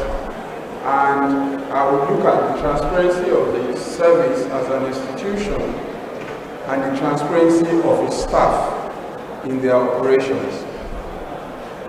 With regard to the transparency of the institution, already there are statutory obligations to report. The public has a right to know what you're doing. So there are provisions in the NRS Act, sections 24 to 26, I think, which oblige first, the service would indicate what it plans to do in any fiscal year, how much it plans to spend, and what it plans to spend it on. That's the first level of transparency. And this must be presented as part of its request for appropriation, which goes to the National Assembly. The second level is another level of reporting obligation. Of course, when you present your request, it will be interrogated publicly by the legislature. Pressure groups like tax practitioners, accountants, lawyers can always interrogate what you want to do. The second level, of course, is that the law obliges the service within not later than 6 months in the fiscal year, to submit a report of its operations the previous year. What did it do? How did it do it? What did it achieve? And submit that report to the Minister of Finance. The Minister is obliged within 30 days to give a copy of that report to the National Assembly and to the Federal Executive Council. Furthermore, the service is supposed to be audited by auditors that have been recommended by the Auditor General of the Federation. So you pick whoever you want from a list approved by the Auditor General of the Federation. And of course, when that audit is completed, you know, constitutionally, the Auditor General's office submits that report to the National Assembly, where the Public Accounts Committee will interrogate it, can call a public hearing. So those who want to know what the service is doing and the transparency of its operations, these are the levers of monitoring. Now, I expect, of course, that all this also will be put on the website of the service to say this is what we're doing. To narrow it down, the executive chairman is obliged to prepare a report, I think section 30 of the statute, to prepare a report of the assets, liabilities, expenditure, revenue of the service, what it is done every fiscal year, and submit that report to the board. Now, you know the board has very important key stakeholders as members. That's another level of accountability and transparency. Now, to look at the transparency of its staff, the agonizing point is always the rationale for the decisions that staff make about who to audit and who not to audit. What assessments you are making. Now, the new law from the presentations that have been made today try to streamline these processes. This is one of the major reasons for reform in the first place. Consolidation of disparate statutes, unification of processes and practices, digitization, as we've been told, and the platforms on which it will run. The public is interested in knowing why the audited company A and left out company B in the same line of business with similar turnover. You are harassing one, you are not harassing the other. That does not build trust and doesn't build transparency. And so the level, the measurement of transparency will be the equitable application of the rules by the staff of the service to everybody, because that's the elephant in the room. And once you lose that component, it's very difficult to build trust. The next thing is cynicism as to the reason for you. So the level of transparency and trust is at both institutional level and the law has helped the service. Section 31, I think 31.2, prohibits the Minister of Finance, for example, or anyone for that matter, from interfering with the discretion of the service about how to assess, who to penalize, whether to forbear on a claim or prosecution of anybody. The minister is expressly prohibited from interfering. And if there's any semblance of such, the service can ignore it and take it as an intrusion. So the service has absolute powers to apply the laws. The challenge, of course, is to make the laws applicable. The final point I'd like to make is that, of course, the power of the National Assembly to conduct an investigation is also an accountability tool under Section 18 of the Constitution, which obliges, once you are appropriated for, the National Assembly can invite you to explain. So they have different levers during which they can do this. The last point I'd like to make is that the public sometimes wants to be served this information. The best way to serve that is to put it on the website. Already, the service periodically explains its achievements, its challenges. Just recently, I think this week or last week, The executive chairman was quoted as indicating the performance of the service in recent times. Then, of course, at the monthly FAC allocations, everybody will get to know how much revenue was collected the previous month and how it is being shared. Those are levels of thank you very much. Sharing that is very critical to building public trust and enhancing transparency. Thank you. Thank you very much. Thank you very, very much, sir. Ms. Anita, I will, because of the scale and the expectations of this reform, specifically the Nigeria Revenue Service Act introduces clearer taxpayers' rights and disputes resolution mechanisms. How is TAT preparing to handle expected increases in appeal while ensuring fairness and timeliness?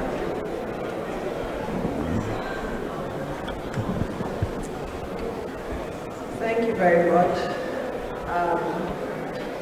TAT is a neutral arbiter that is critical to the tax system, and TAT has been proactive in implementing measures expecting this upsurge.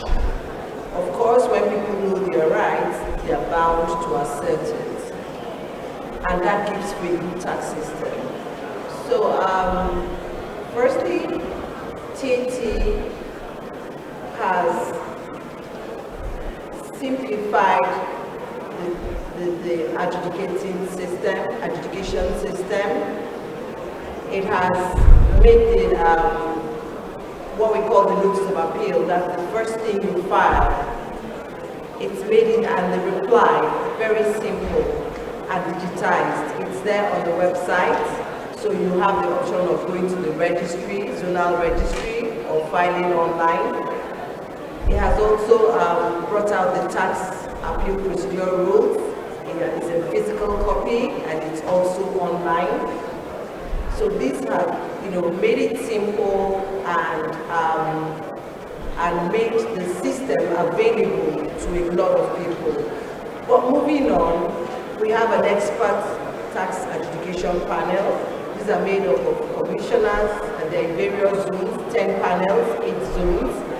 And they have expertise in law, accounting, business admin, finance, accounts, economics.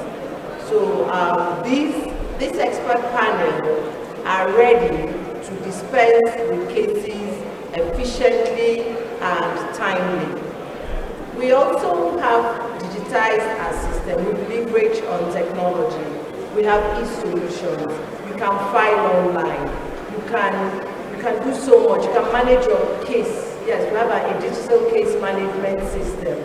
All these e-solutions, e-filing, e-CTC, e-judgment, all of that has made it simple and positioned us to be able to effectively deal with the upsurge of the expected upsurge of cases. And we have the settlement option, so that you don't have to spend, judicial time. We have this settlement option. We have a pre-trial conference on filing your case. When they are narrowing down issues, settlement is facilitated.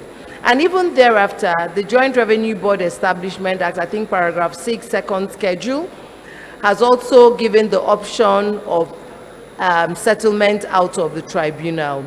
Now, all these things are there to be able to handle this expected upsurge.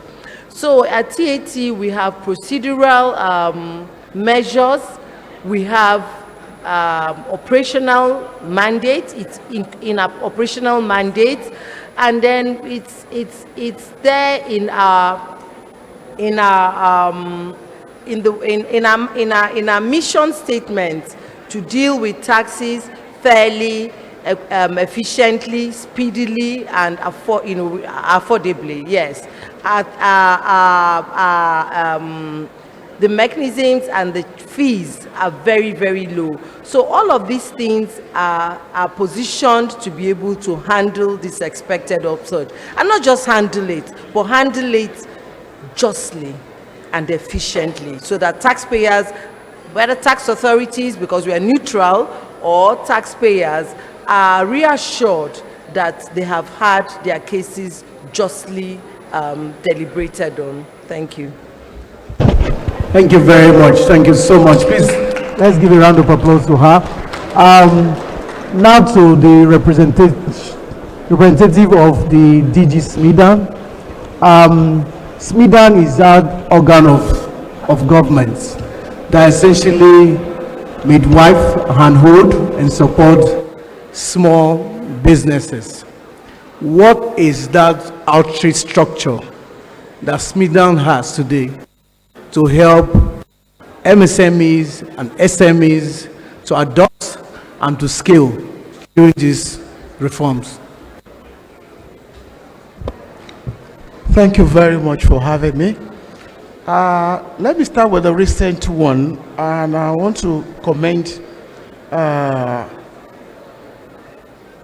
FIRS for what we are doing.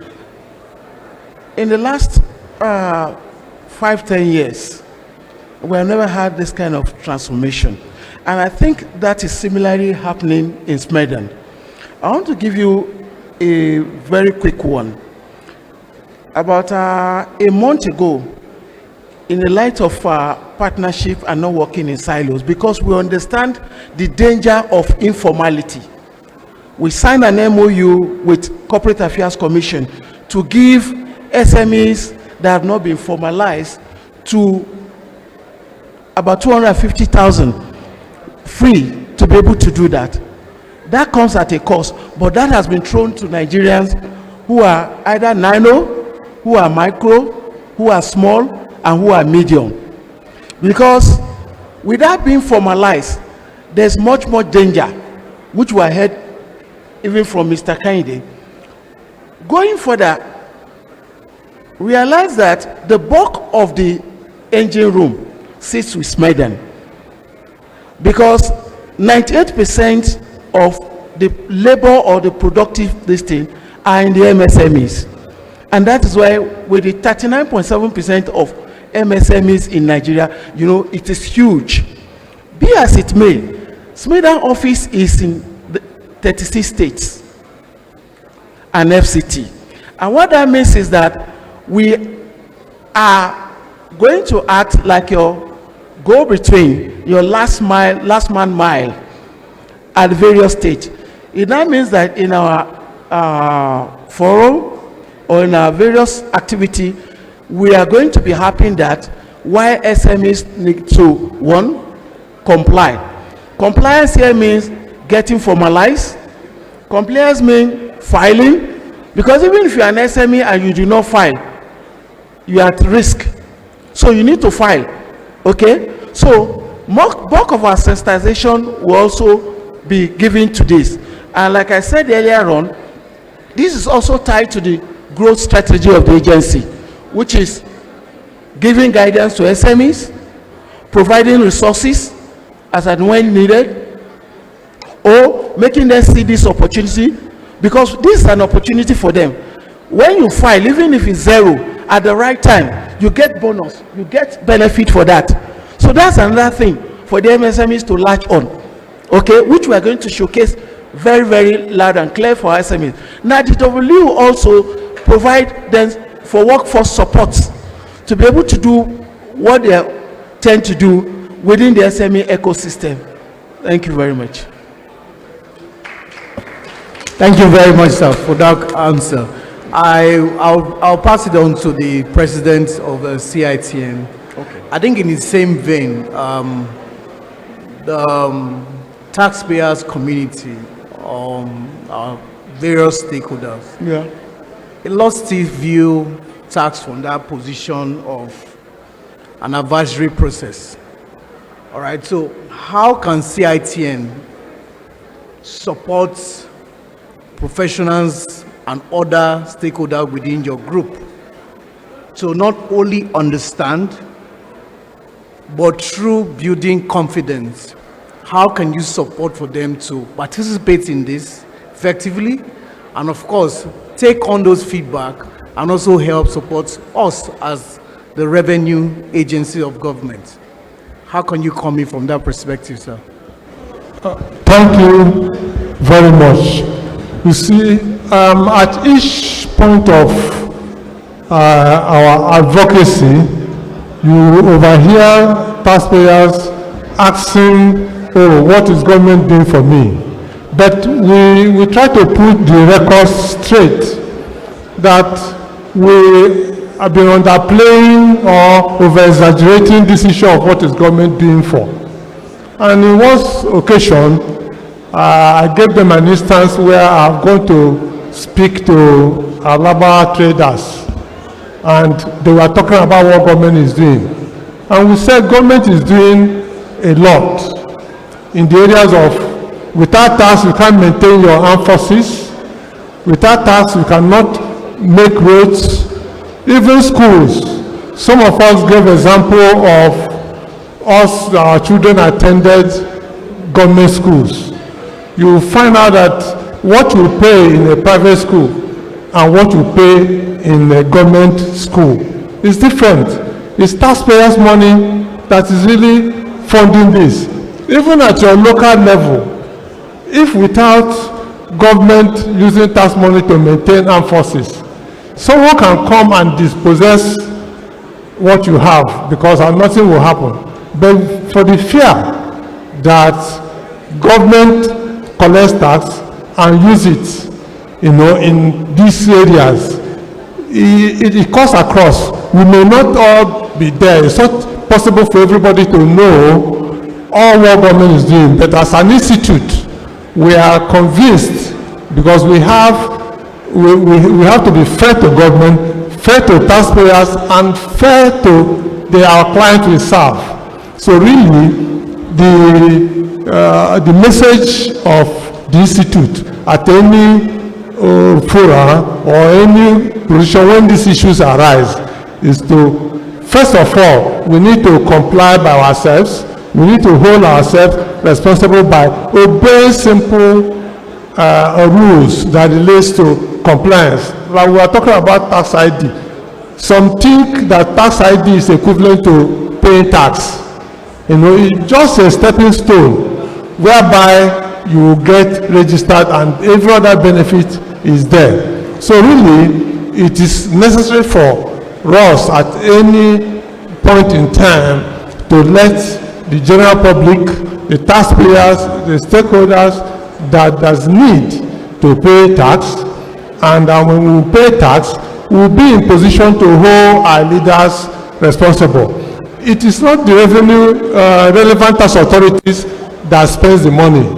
They collect the money. Our representative in the House, representative at the state, representative at the federal, we have leaders. And when we discharge this area of our own duty, we will be in position to hold government accountable for whatever they are doing. And believe in me, at that point, the society will run well. When some of us leave this country, we will find out that everything tax is respected. About 2 weeks ago, I came back from India. With the population of India, you find out that they have tax ID, and that enables them, even for them to access social benefits like we have in Nigeria here. We have these students' loans. If it's in India, your parents must show evidence that they are tax registered before you can access that benefit. So, but if we say it here, people will think, why are you collecting taxes from everybody? No, it's to, first of all, you want government to use the taxpayers' money for your family, for yourself. Obey the rule. To get a tax ID is free of charge. You don't need to pay. In fact, when you do not collect it, that is at the point when you will be, there is an offense and penalty for it. In summary, as a tax institute and advocacy group, we ensure that we justify by telling the general public. Areas they will not see. Nobody will see that hospital you attend, or the roads you drive upon, or that even for going to your house and sleep and wake up well, that is the element of taxpayers' money. Thank you very much. Thank you so much. Please, a round of applause for him. I think quickly, Mr. Kainde, there's a question that's quite important here across sub-national perspective. Under the Joint Revenue Board Establishment Act, coordination between the service and the subnational revenue authorities will be enhanced. How will this impact tax harmonization? How will this impact tax harmonization and reduce multiple taxation across the subnational states? Thanks for the question. I think the starting point for us is to even understand the harm that this multiplicity of taxes has done to us. Because sometimes we think when we bring in many taxes, we are collecting more. The truth is we are actually collecting less. Just if you, Mr. Asaneku's presentation spoke about the fact that we have about 50 taxes in Nigeria or more. So, is it possible for a business to actually comply with those 50 laws or pay those 50 taxes? No. At the end of the day, the company may pay maybe 30. So imagine each of them is 10 naira. Now, out of 50, he paid 30. So that means you end up paying 300 naira instead of 500.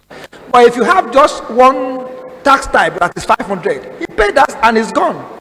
So instead of you collecting 500, you have, because you have you spread it across many taxes, you end up collecting just 300. So it benefits nobody to have multiple taxes. Let's also go to what it does to investments.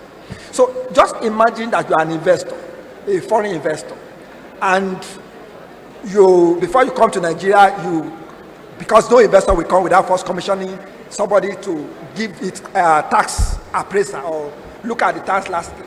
And you are an investor, and they came back the person you have commissioned come back to you and says, "Oh, Mr. Investor, you are going to pay 500 taxes when you get to Nigeria." What will be your reaction? What will be your attitude to that investment? So most times such laws actually scare away investors. Based on my role, I lead tax treaty negotiation for Nigeria. And when we get to negotiation, there's one article we call Article 2, income taxes. And when they are listing their taxes, you see some country we just mentioned one tax, income tax, some two taxes. But when we get to Nigeria, we list tax number 1, number 2, number 3. By the time we are getting to number 5, they say, what is going on in your country? So that is the challenge we have presently. So what has this done? The harmonization now, it starts with the policy that we will not have more than 9. More than 9. The policy says single digits, and when you say single digits, it means maximum of 9. So the idea is that we will not have more than 9. However, if you look at the present laws that have been brought out, you can't achieve that with that 9. I mean, with that tax laws. Why? Because constitutional provision.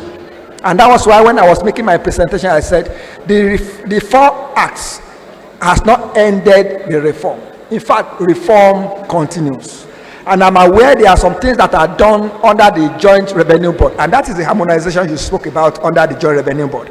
I'm aware that there is a project that is going on under the Joint Revenue Board, Joint Tax Board, which is metamorphosing to Joint Revenue Board, to get the states together to all their list of taxes to have it harmonized. And when it is harmonized, it is passed into law. All this, your wheelbarrow tax, your road tax, your cattle head tax, all of them are going. If it is just one tax or 2 taxes, get it, let people pay it. You don't want to lose revenue. You want to collect 15 naira, fine. collect your 50 naira by just 1 or 2 taxes, not collecting 50 or 50 naira by you enacting so many laws and having about 50 taxes to pay. So it's a good thing that we have the Joint Revenue Board, which is allowing all the relevant tax authority to come together to harmonize their practices. Because what we have under the present law, if I'm from Ondo State, I may choose to collect so and so tax, and the other state may choose to implement another law to collect other taxes. But now, based on this harmonization, we are able to speak together and discuss. So which taxes should we collect? And we agree. How do we collect it? We agree, and we come with a law that specifies those simply those taxes to collect. Thank you very much. Thank you very much, Mr. Chomo. Thank you so much. I think before we go to the audience to take questions from the audience, I want to ask Prof. one last question from you. And again, it's also going back to the fiscal landscape. In your own view, how do these laws align with the broader fiscal reforms under the current administration, which is aiming at improving revenue, sustainability, and building that public trust that we had always talked about? You know, let me take it from where Kennedy stopped. This is a constitutional issue.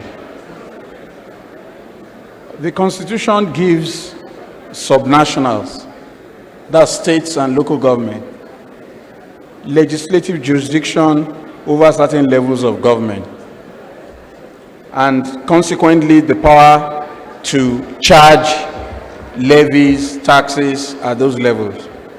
But we know it's become a nuisance, and it is frustrating development and increasing the cost of doing business. So hopefully, I mean, this is work in progress, and I think that the easiest part of the tax reform is what has been done at the federal level. Because anything you have to negotiate at the subnational level is a nightmare, okay? Because the level of development of the states is not equal, so some of them hold on fervently to nothing while they think they are holding on to something. I used to be on the board of the Ogun State Law Reform Commission or something. So I used to drive to Abeokuta very frequently, many years ago, maybe some 15, 20 years ago. These boys will stay on the road. There will be one chap who is in front who is wearing a tie. And he looks decently dressed and very neat. But in the bushes are some scoundrels with clubs, with nail and tire and all that. So the nicely dressed guy will stop me and ask me for all manner of levies for Ogun State. I say, I'm giving free service to your state, by the way. They are not paying me. You are asking me to pay. Where is the law that says I should pay? And it was a ritual for my monthly drive. So I bought a set of the laws of Ogun State, all the laws. I looked through them. I didn't find the justification for what they were asking me for. So I put the set of the laws in my car. Anytime I'm going for my meeting, they stop me, I'll stop. I say, you don't have the law. I have all the laws here. Let's help ourselves. Show me the law that says I should pay and how much I'll pay. Secondly, I'm not paying in this bush. We will go to a bank where I will pay. Then the conversation will change that we are your boys, sir. I say, you are not my boys. My boys are not in this forest. But this is what happens when there's a disconnection between a fiscal regime and public trust. What the government needs to do and to justify is the link between this new tax regime and this new revenue profile and development, the lives of the people. Without that, it's just a mirage. We're wasting our time. The government needs to communicate more effectively the benefits. The perception out there is that this whole regime is just to make more money and people are suffering. Whereas from all the presentations, we can see that it is actually pro-poor. the new fiscal regime is pro-poor, but that is not being well communicated. And when it is being communicated, it's being communicated to elites, middle-class people like you here, not the real guys who need to get this information. That's number one. The second point to make is that the federal government is even trying, because you can see some of its projects and programs are linked to this enhanced revenue. You know, the frustrating one and the most irresponsible outcome is at the subnational level, where, okay, they are happy to share 2 trillion at FARC, but you don't see 2 trillion translating to anything on the ground. The federal government can point at students' loan fund, okay? It can point at conditional cash transfers, okay? It can say we are mitigating the livelihoods of people by this project. What are the states pointing at? So we need to enhance that. And the last point is that one of the innovations in the new legal regime, I think it's section 39, it empowers, you can imagine, government departments, either they are revenue generating agencies or in the course of their operations and procurement, capital expenditure, they deduct tax, they don't remit it. They just sit on it. Now, Section 39 empowers the executive chairman of the service to issue a warrant to the accountant general. That warrant will be issued under his hand, endorsed by a judicial officer, and all of the assessment of unremitted revenue will be taken from the budget by the accountant general's office, instead of pursuing them all over the place. So when you have pockets of riots starting in MDAs because there has been fiscal irresponsibility by the leadership, things will change. So those are measures that we need to communicate very well. The welfare components of the reforms need to be very well communicated so that people can take their governors, their local government, their senators and all those chaps, they need to hold them to account. If without holding them to account, more revenue will just be more opportunity for some few narrow class of people to pocket more money, but it will not get to the people. Thank you. Thank you very much, Prof. I think now we'll hand it over to the audience. We'll take questions, a lot of questions that we shared, and while we'll be answering those questions, we'll still go back to our principals that are also joining us now. So Frank, maybe you want to take questions from the audience. Thank you.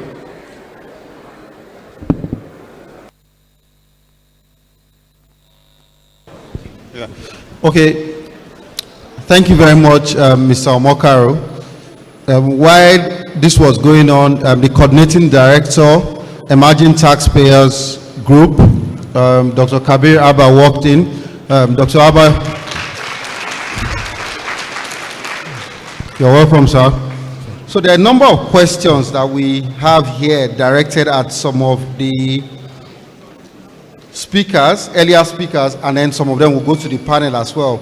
But this is specifically directed at Mr. Kehinde Kajeshomo. And this question is from Mr. Charles Kalu. Section 202 of the NTA defines a small company as a company that earns gross turnover of 50 million or less per annum, with total fixed assets not exceeding 250 million, provided that any business providing professional services shall not be classified as a small company. On the other hand, Section 147 of the NTAA defines a small business as a business that earns gross turnover of 50 million or less per annum, with a total fixed asset of 250 million, provided that any business providing professional services shall not be classified as a small business. From these two quoted sections, the turnover for small company and small business is 50 million. But I consistently have been hearing a figure of 100 million being mentioned in most of the online reports, particularly from the Fiscal and Tax Reform Committee as a threshold. Please clarify, is it 50 million or 100 million threshold? Thank you. is actually for small company 50 million, and for small businesses under the NT 100 million. But I know where the confusion is coming from. I think before the release, the official release of the gazettes, there were some release of gazettes before the official release of gazettes, and in those gazettes, I'm aware that it carries 50 million for each of them. That is 50 million for company, 50 under the NTA, and 50 million for business under the NTAA. But when the final gazette was released, what is in the gazette is that for under the NTA, for small company to be liable to income tax, it is 50 million turnover to 50 million asset. But for small businesses to have VAT obligation under the NTAA, it is 100 million for small, for small business, 100 million turnover and 250 million asset. So maybe the gazette you are looking at is not the one that was released officially about, I think last month or 2 months ago. Thank you. Thank you very much for the clarification. So the second question, there are two questions, and this question from Mr. Akinlade, and then the other one from, the name is not here, is for Tax Pro Max. It's a fallout of the Tax Pro Max presentation. And the question is, please clarify, when small businesses want to open a bank account, the bank usually requests for TIN validation. Now they are also being asked to open a Tax Pro Max account. Can you explain why this is now required and what the process means for small business owners? The second question, withholding tax deductions remitted through gift mix by some government agencies are not showing up on Tax Pro Max for taxpayers to offset CIT. This issue has persisted for too long. So there are two questions for you, Tax Pro Max. Sorry, please, can we please just pay attention? We'll soon be done. We have just about 15 minutes to be done. Please, let's just pay attention. Yeah.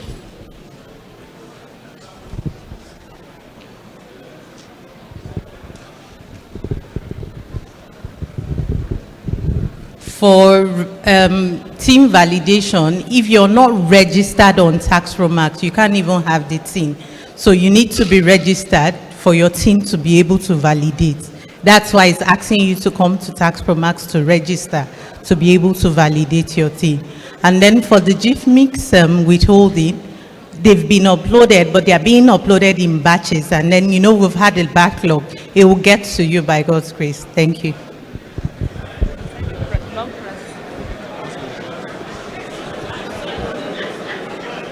So are you satisfied with the answer, or you?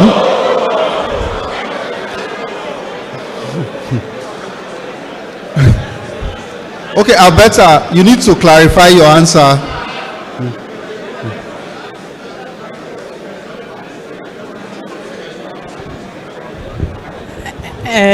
So what we're looking at is not even a tenth of FCT taxpayers.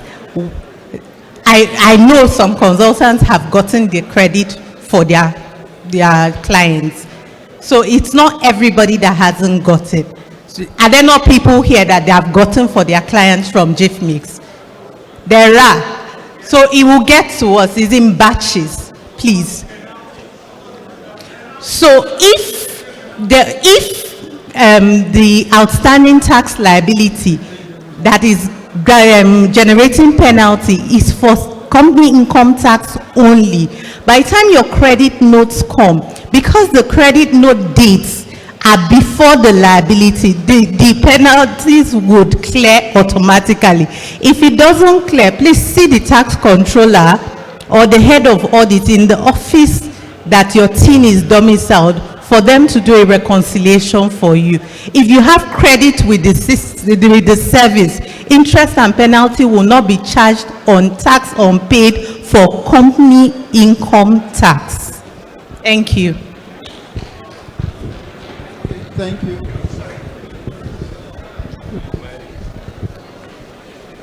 Okay, thank you. It looks like she's answered satisfactorily now. The agitation is no longer there. Yeah. Please, let's have your attention, please. Thank you very much, Frank. I think there's one very important part that I wanted us to also touch on today. There are clear misconceptions that we have heard in the last couple of months as regards the reform. So I want to give Mr. Kajeshomo a few moments to speak to a few that effective from January, this is going to happen, this is going to happen, and this. So please just, we'll read them out the way they are, and then can give response to them. I think they are very important, particularly for those joining us virtually that may not have opportunity to engage us physically. Thank you. Thank you. You know, there are some myths about, there are some things the law will not do that people believe the law will do. So let's quickly look at this.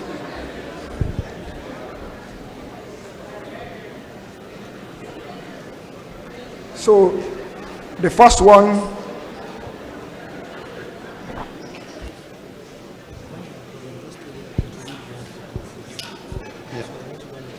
okay. So one is that effective January 2026, all bank accounts are to be closed until TIN is generated and linked. There is no law, it is not in the law, that banks' accounts will be closed. You will continue to operate your accounts. What the law requires is that your bank will contact you and get you to regularize your accounts by including your TIN. So no instruction has been given in the law for banks to close any accounts. That's from January 2026, FIRS will automatically deduct taxes from bank accounts. There is no such provision that FIRS will start deducting taxes from bank accounts. In fact, until you file your returns, you don't have an assessment, and what you pay is tax assessment. So there's no provision in the law that says FIRS will start deducting tax from account. What the law provides is for you to file your returns. However, if you fail to file your returns, FIRS will help you to compute your tax and levy what is called administrative assessment on you. So please listen to the stages. Number one is you are the one to file your returns. But if you fail to file your returns, there is what is called administrative assessment. That is FIRS, and not just FIRS, the relevant tax authority will take steps to identify what should be your tax, and they will levy tax assessment on you. It is only when you fail to file the tax assessment that the FIRS will go into another stage, which is called enforcement. And it's when they get to enforcement that FIRS can determine its enforcement strategy, which can include what we call part of substitution. And what does power of substitution say? Power of substitution says the tax authority can ask anybody that is holding your money. So it doesn't mean only bank. It can be bank, it can be stockbroker, it can be your wife, it can be anybody that is holding your money.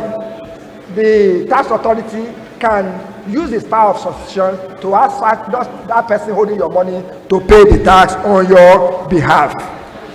Then there is assumption that from next year, Nigeria will start paying 5% surcharge on fuel and all petroleum products, thereby leading to fuel and commodity price increase. Some people are even saying there's recent fuel increase, maybe it's the fuel surcharge. There's no such provision. What we have in the law is that truly there's a surcharge, but that surcharge is not collectible now. It is only be collectible when a gazette, the minister issue a notice in the gazette to say now Nigeria has matured enough, we want to start collecting surcharge. So from January 2026, no wahala, no, you are not going to pay any surcharge. Because as at now, nothing has been issued in form of notice. So in that aspect, don't expect to pay any surcharge on fuel from January 2026. When it is time for Nigeria to collect such surcharge, all of us will know, because the government will issue a notice. Then there is misconception that the reform increases tax across the board.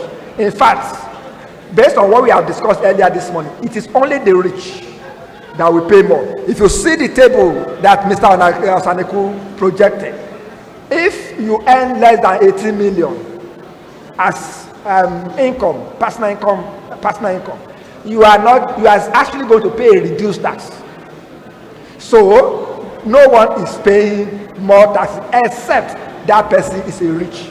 And from that 80 million table Mr. Osaneku did, that means you must be earning about 1.5 million monthly before you can pay increased tax under this rule.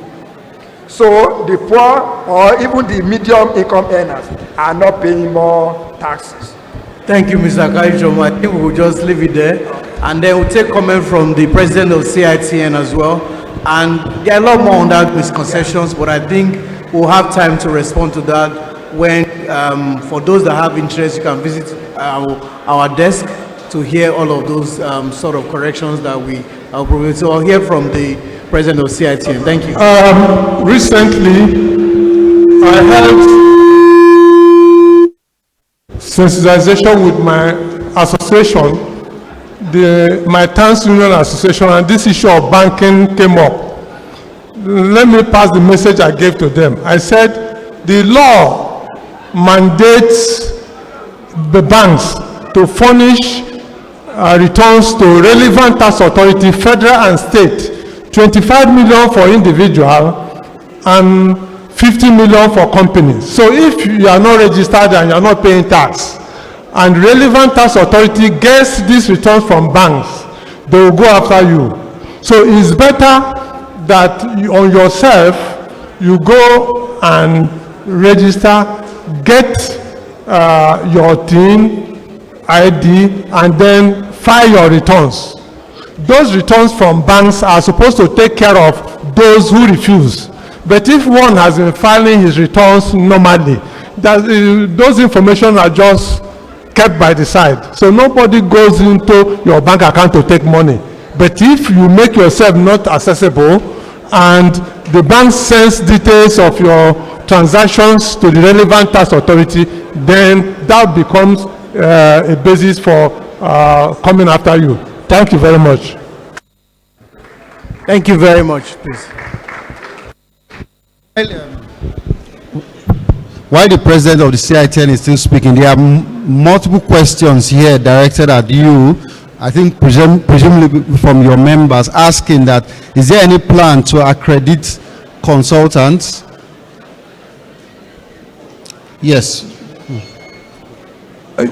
Yes.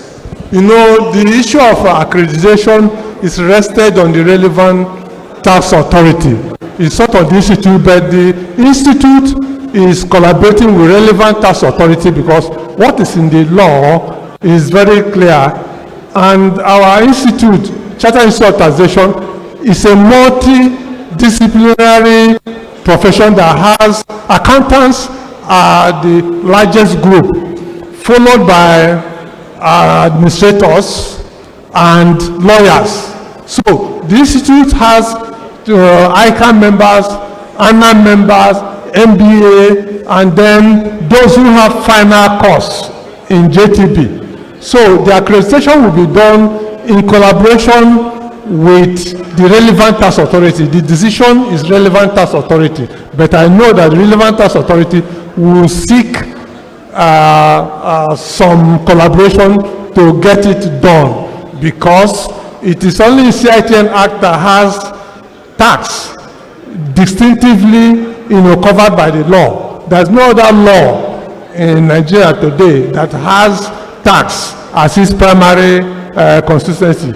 I want to stop here. Very much, Just one more question, and the rest of the questions will be answered. and will be put on the WhatsApp platform. The answers will come on the WhatsApp platform in due course. But this question is directed at, and several persons asked these questions with regards to entertainment tax. Who is to collect, FIRS or FCTRS, and why is it charged at 5%? And specifically, would this tax continue in 2026? This is directed to the chairman of FCT Internal Revenue Service, who is present here, Mr. Michael Ango. All right. Thank you very much, the coordinating director, other invited guests. Thanks for inviting me. I think this is a setup because I don't know. All right. But yes, I appreciate the question.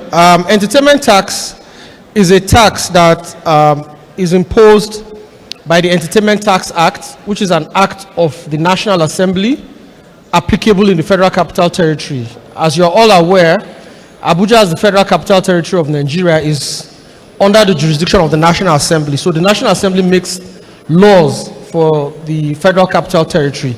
And there's an Entertainment Tax Act that was enacted by the National Assembly. Subsequent to that, the Honorable Minister of the FCT in 2014 signed into law the Entertainment and Event Centers Regulation, Entertainment and Event Centers Fee Regulation, which clarified the scope of the entertainment tax. Interestingly, the tax had not been implemented or enforced by the FCTIRS.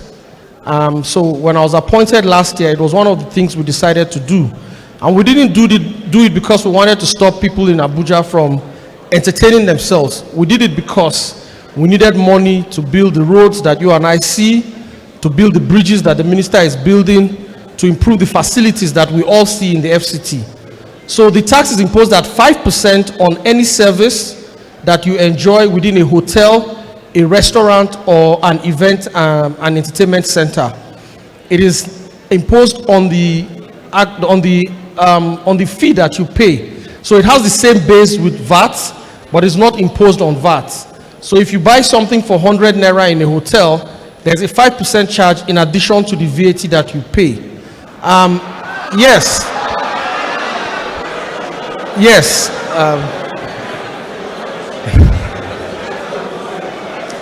My apologies. Unfortunately, or fortunately, I didn't pass the law.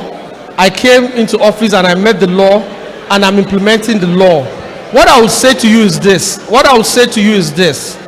We are going to have a stakeholders forum in the first week of November, where we are going to invite all the relevant stakeholders, and we will explain the issues around the entertainment tax.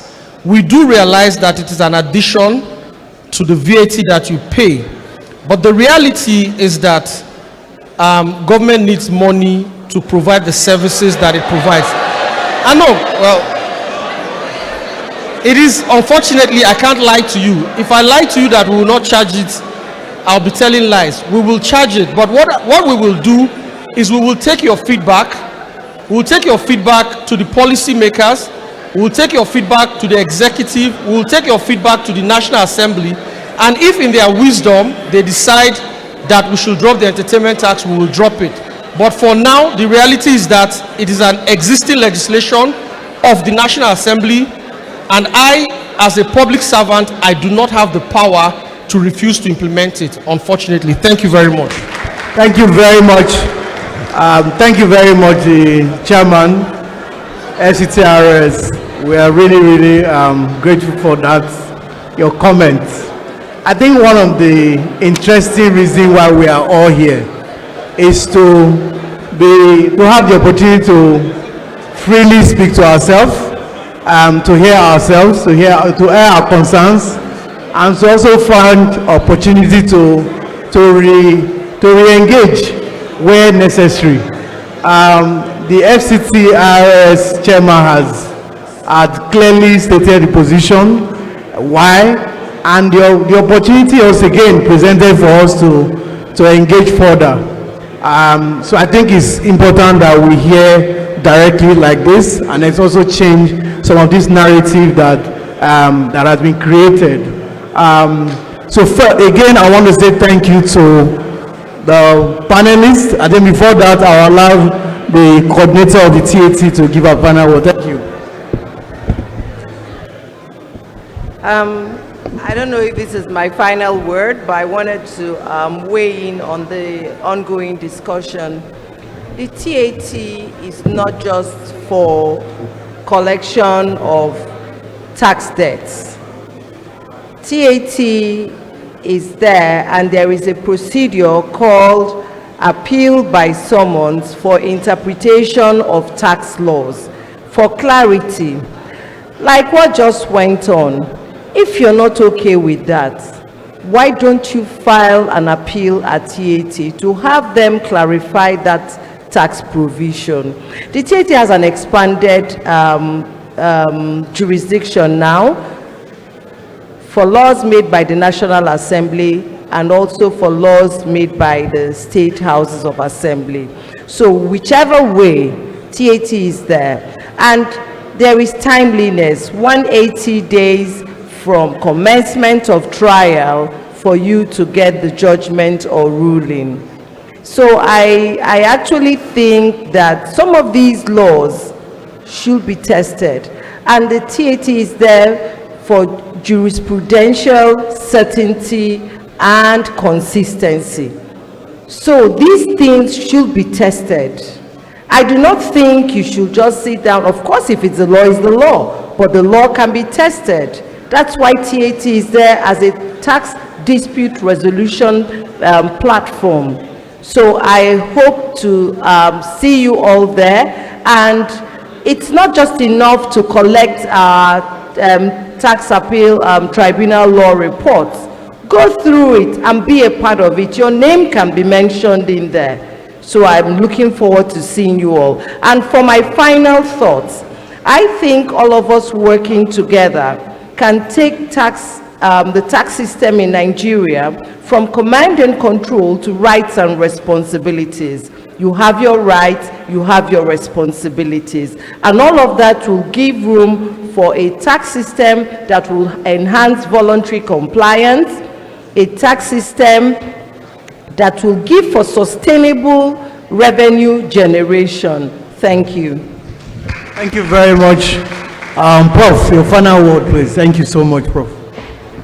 I think there's a need to build a stronger connection and nexus between fiscal laws and their outcomes, that is the revenue, and the welfare of the people. This is very important.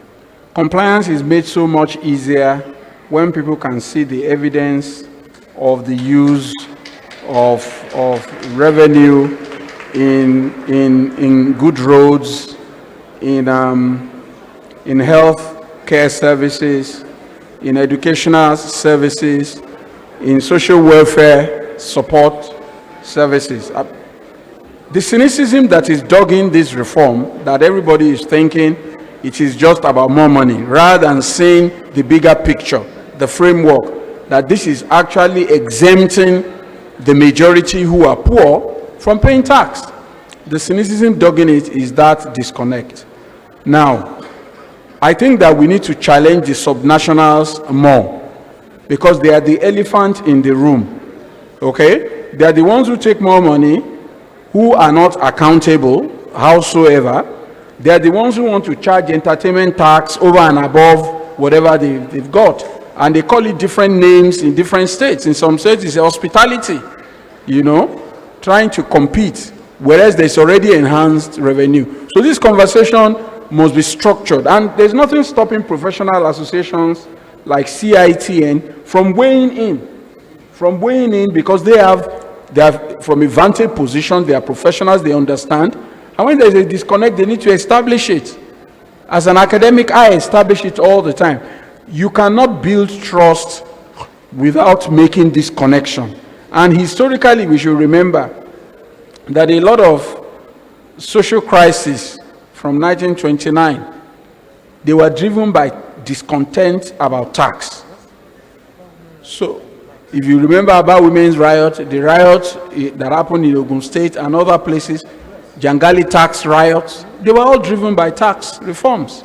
So we need to understand this connection about our history and development. The federal government can show what it is doing with more tax revenue. But what about the states? And the states are more connected to the people. So we shouldn't shy away from making this demand. That's my final thought. Mr. Tunde Oloyede, thank you. Thank you very much. My parting shot is this. I see SMEDAN as a great collaborator with FIRS because of the kind of thing we do. Sensitizing nano, micro, small, and medium enterprises. We are in the school, at the primary level, at the secondary level, at the tertiary, we have all programs, and we interact with all these people. So our tax education will be stronger now that we're having a platform to work together. Thank you very much. Thank you very much. President, sir, you have a lot to do here. Yes, one is to thank FIRS for this great opportunity. For the past 2 weeks, I have been involved in being invited to talk. On this Saturday, I will be speaking to my residents association over these tax issues. And I will always tell them that the fears being expressed is not real. The fears are not there. This administration, since my life, or since my, as an adult, I've never seen any reform that is people-focused like this. What it requires only is for us to do a little on our own side, and not this issue of, the claim benefit mentality. Benefit mentality will not help us, because if we continue to sing it every day, where will this money come from? We need to start, doing the ones we can do on ourselves, and then whole government responsible for the rest. Finally, I want to mention on CITN, I want to put it on record that the difference between CITN and any other professional institute is that CITN contains across all the institutes, and that gave credence to why it was established. It was established to bring those who are in love with tax, who are in practice with tax, who deals and drinks with tax and comment. And for specific records, the largest crowd, the largest membership of CITN is ICA members, followed by ANAN, followed by the tax administrators, followed by those who wrote the exam, and then CTA. So when we are talking, CITN, ICAN, ANAN, it seems as if we are the same people, but let us look at the law. What does the law say? The law says CITN Act is for tax, ICAN and ANAN Act is for accounting and other areas. So that is what I want to put on record here for records purpose. CITN for taxation. Thank you very much. Mr. Kayuchomo, thank you very much. Thank you, Mr. Moderator. I will start from one of the comments of my president. When he said, with this law, you have nothing to fear. So I will say, if you are a tax compliant person, under this law, you have nothing to fear, because there is much more benefits for you. But if you are a non-compliant person, you have many things to fear, because this law is going to increase the tax net. That is, those that have been dodging, that have not been paying tax, they will be captured through technology deployments. Those that have been using structures and all those systems to evade tax, we have new rules that will be able to bring them to the tax net or make them to pay appropriate taxes. And for those that refuse to comply, we have enhanced penalties. So while for some it's a good news, but for those evaders it's a bad news actually. Thank you. Thank you very much. I think I would like to call on the coordinating director of the Emerging Taxpayers Group to help appreciate the panelists and the paper presenters for today. It was a very, very detailed work that was done, and we really want to appreciate them for this. Please, thank you very much. Should I go up the stage? Good afternoon, our distinguished invitees from departments and agencies, professional bodies, tax consultants, and my colleagues at the FIRS, and of course our distinguished panelists.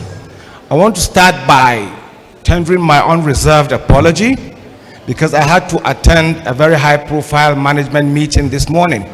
But even at that, I was following the whole program from start, via the YouTube. You see, as you're all aware, this is the second edition of the Emerging Taxpayers Clinic, organized by the Emerging Taxpayers Group with the full support of the Executive Chairman of the service, Dr. Zach Adedeji. Come January 1st, 2026, God's willing, we're going to have brand new sets of tax laws. And in our commitment to be very inclusive and transparent, in order to meet your yearnings and aspirations, we decided to organize this kind of, clinic. This is the second of its kind, and we'll continue to do more. And the good news that I want to tell our distinguished participants is the fact that come January 2026, we even want to minimize your contacts with our tax offices. Most of these things will be digitalized and you do them online. I came in when the questions were, being answered, but I want to tell you they are not all exhaustive.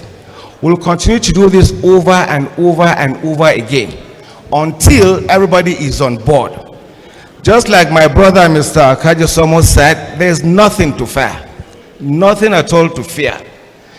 This tax reforms, it's something that we've, really been waiting for a very long time. It's been made so easy to the extent that if you're a small business, you don't need to, pay any form of taxes. And for all your challenges that you've been facing, this whole thing is going to address it. Distinguished panelists, let me start with my brother Collins, who has been very, very supportive.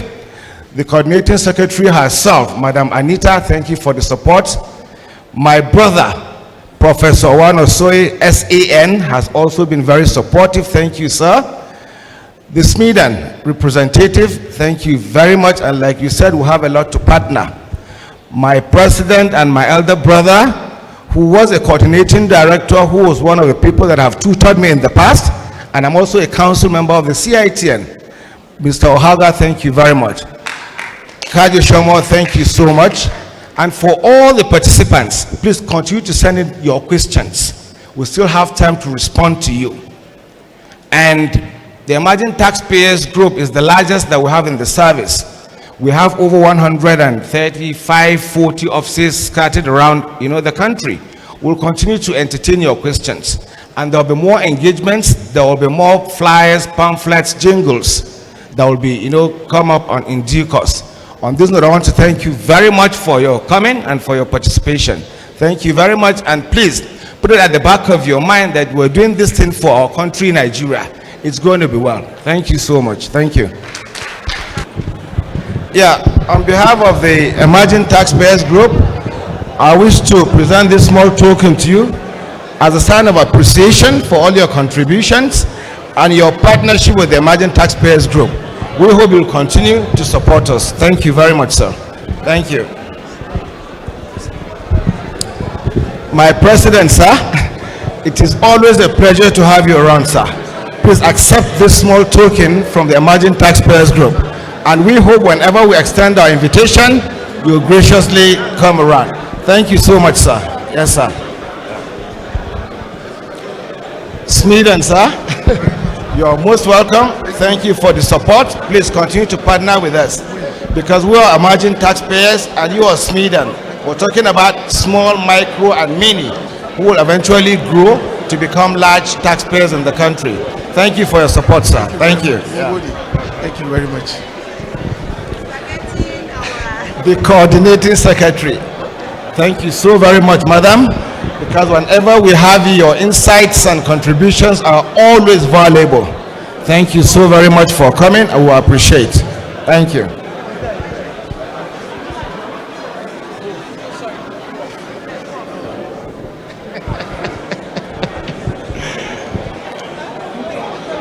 Mr. Matthew, whenever I see him, I tell him that you're doing well, and you're really, really doing well.